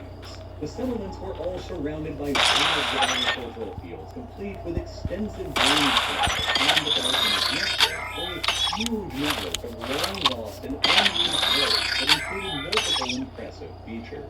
One of the roads observed by the survey was more than 25 kilometers long, and several of the roads included direct right angles, a difficult engineering feat for any society to have accomplished here in the geographically rough terrain. Defensive ditches were observed blocking some of the settlements from outside attack, and like in Llanos de Mojos in Bolivia, a vast network of causeways and canals were discovered that brought abundant water to the area as well. This discovery in the Ecuadorian Amazon revealed a society that was even denser and more complex than the previously discovered one in Llanos de Mojos in Bolivia, which itself was also an earth-shattering discovery in its own right. Some of the researchers involved have even postulated that back in their prime, the previously unknown about cities, streets, and monuments that the indigenous people constructed here in the Apano Valley rivaled or even surpassed the much more well-known Maya civilization in Central America. While the team who wrote the paper on the Apano Valley discovery stressed that estimating the site's previous population is extremely difficult, the paper's co-author, archaeologist Anton Dorison, suggested that as many as 30,000 people could have lived there at its peak, which would have put it on about the same scale as Roman-era London. Other experts believe that the Apano Valley site could have supported even more people, potentially as high as even 100,000 or so, which, if that's true, would have made it among the largest human settlements anywhere in the world at the time when it was populated. The other fascinating thing about this discovery is that it's believed to be ancient, like really ancient. The team dated the area to be inhabited sometime between around 500 BC at the earliest to sometime between 300 to 600 AD at the latest, meaning that whatever civilization existed here did so for around 1,000 years, along the same rough timeline as the Roman Empire in Western Europe did. By the time the European conquistadors arrived in the Amazon, these ancient civilization ruins had already been abandoned for around 1,000 years, and largely left behind to be reclaimed by the rainforest. It is no wonder why it was never rediscovered by anyone until the very late 20th to early 21st centuries. It's not very often that an entirely brand new civilization previously unknown to recorded history gets discovered these days in the 21st century. But that's exactly what the Abundant Valley site discovery was, and why it is arguably, at least in my opinion, one of the most important archaeological discoveries of this entire century. The area around this part of the Amazon on the eastern slope of the Andes Mountains has soils that are richer than elsewhere in the rainforest because they've been fertilized by rich volcanic ash from nearby volcanoes, which is also a potential explanation for why the site was eventually abandoned. One of the volcanic eruptions nearby may have been big enough to have caused an apocalypse. But interestingly, small pockets of fertile soils have been recently discovered all throughout the Amazon rainforest by archaeologists that's called terra preta, or black soil translated literally from Portuguese. These pockets of terra preta are now understood to have been man-made. It was created by indigenous people adding a mixture of charcoal, bones, compost, and manure to the infamously sterile Amazonian soil. The charcoal they added would then remain stable within the soil for literally thousands of years, which binded and retained the soil's minerals and nutrients and turned its color into its characteristic black appearance. By doing this, indigenous people were able to create fertile soils out of the Amazon themselves. And modern archaeologists have discovered patches of terra preta all throughout the rainforest over the past few decades, with the probability of this fertile soil type appearing believed to be particularly along the many rivers and streams located all throughout the rainforest. This all means that the long-held notion we've maintained for centuries about the Amazon being a sparsely populated, nearly pristine wilderness absent of civilizations have been dead wrong. And we're only just starting to understand what could all actually be hidden out there. We now understand that prior to the arrival of the Europeans, the Amazon was in fact a densely populated place that hosted complex civilizations. There could have been as many as 8 million or more indigenous people living throughout the Amazon around the year 1500. Also at around the same time, it's also now believed that as much as 1/5 of the current Amazon rainforest was an open savanna-type environment back then, which enabled Amazonian civilizations and environments to more easily thrive. It was only taken over by the rainforest in the centuries after the Europeans arrived and caused an apocalypse to take place there. Introduced diseases brought by the Europeans like smallpox and measles, coupled with their own violence, decimated the indigenous populations of the Americas, including the indigenous people of the Amazon. When Francisco de Orellana sailed down the Amazon River in the 1540s, he actually probably did encounter very large Amazonian settlements and organized armies and societies. Over the centuries of horror, disease and brutality. Bye.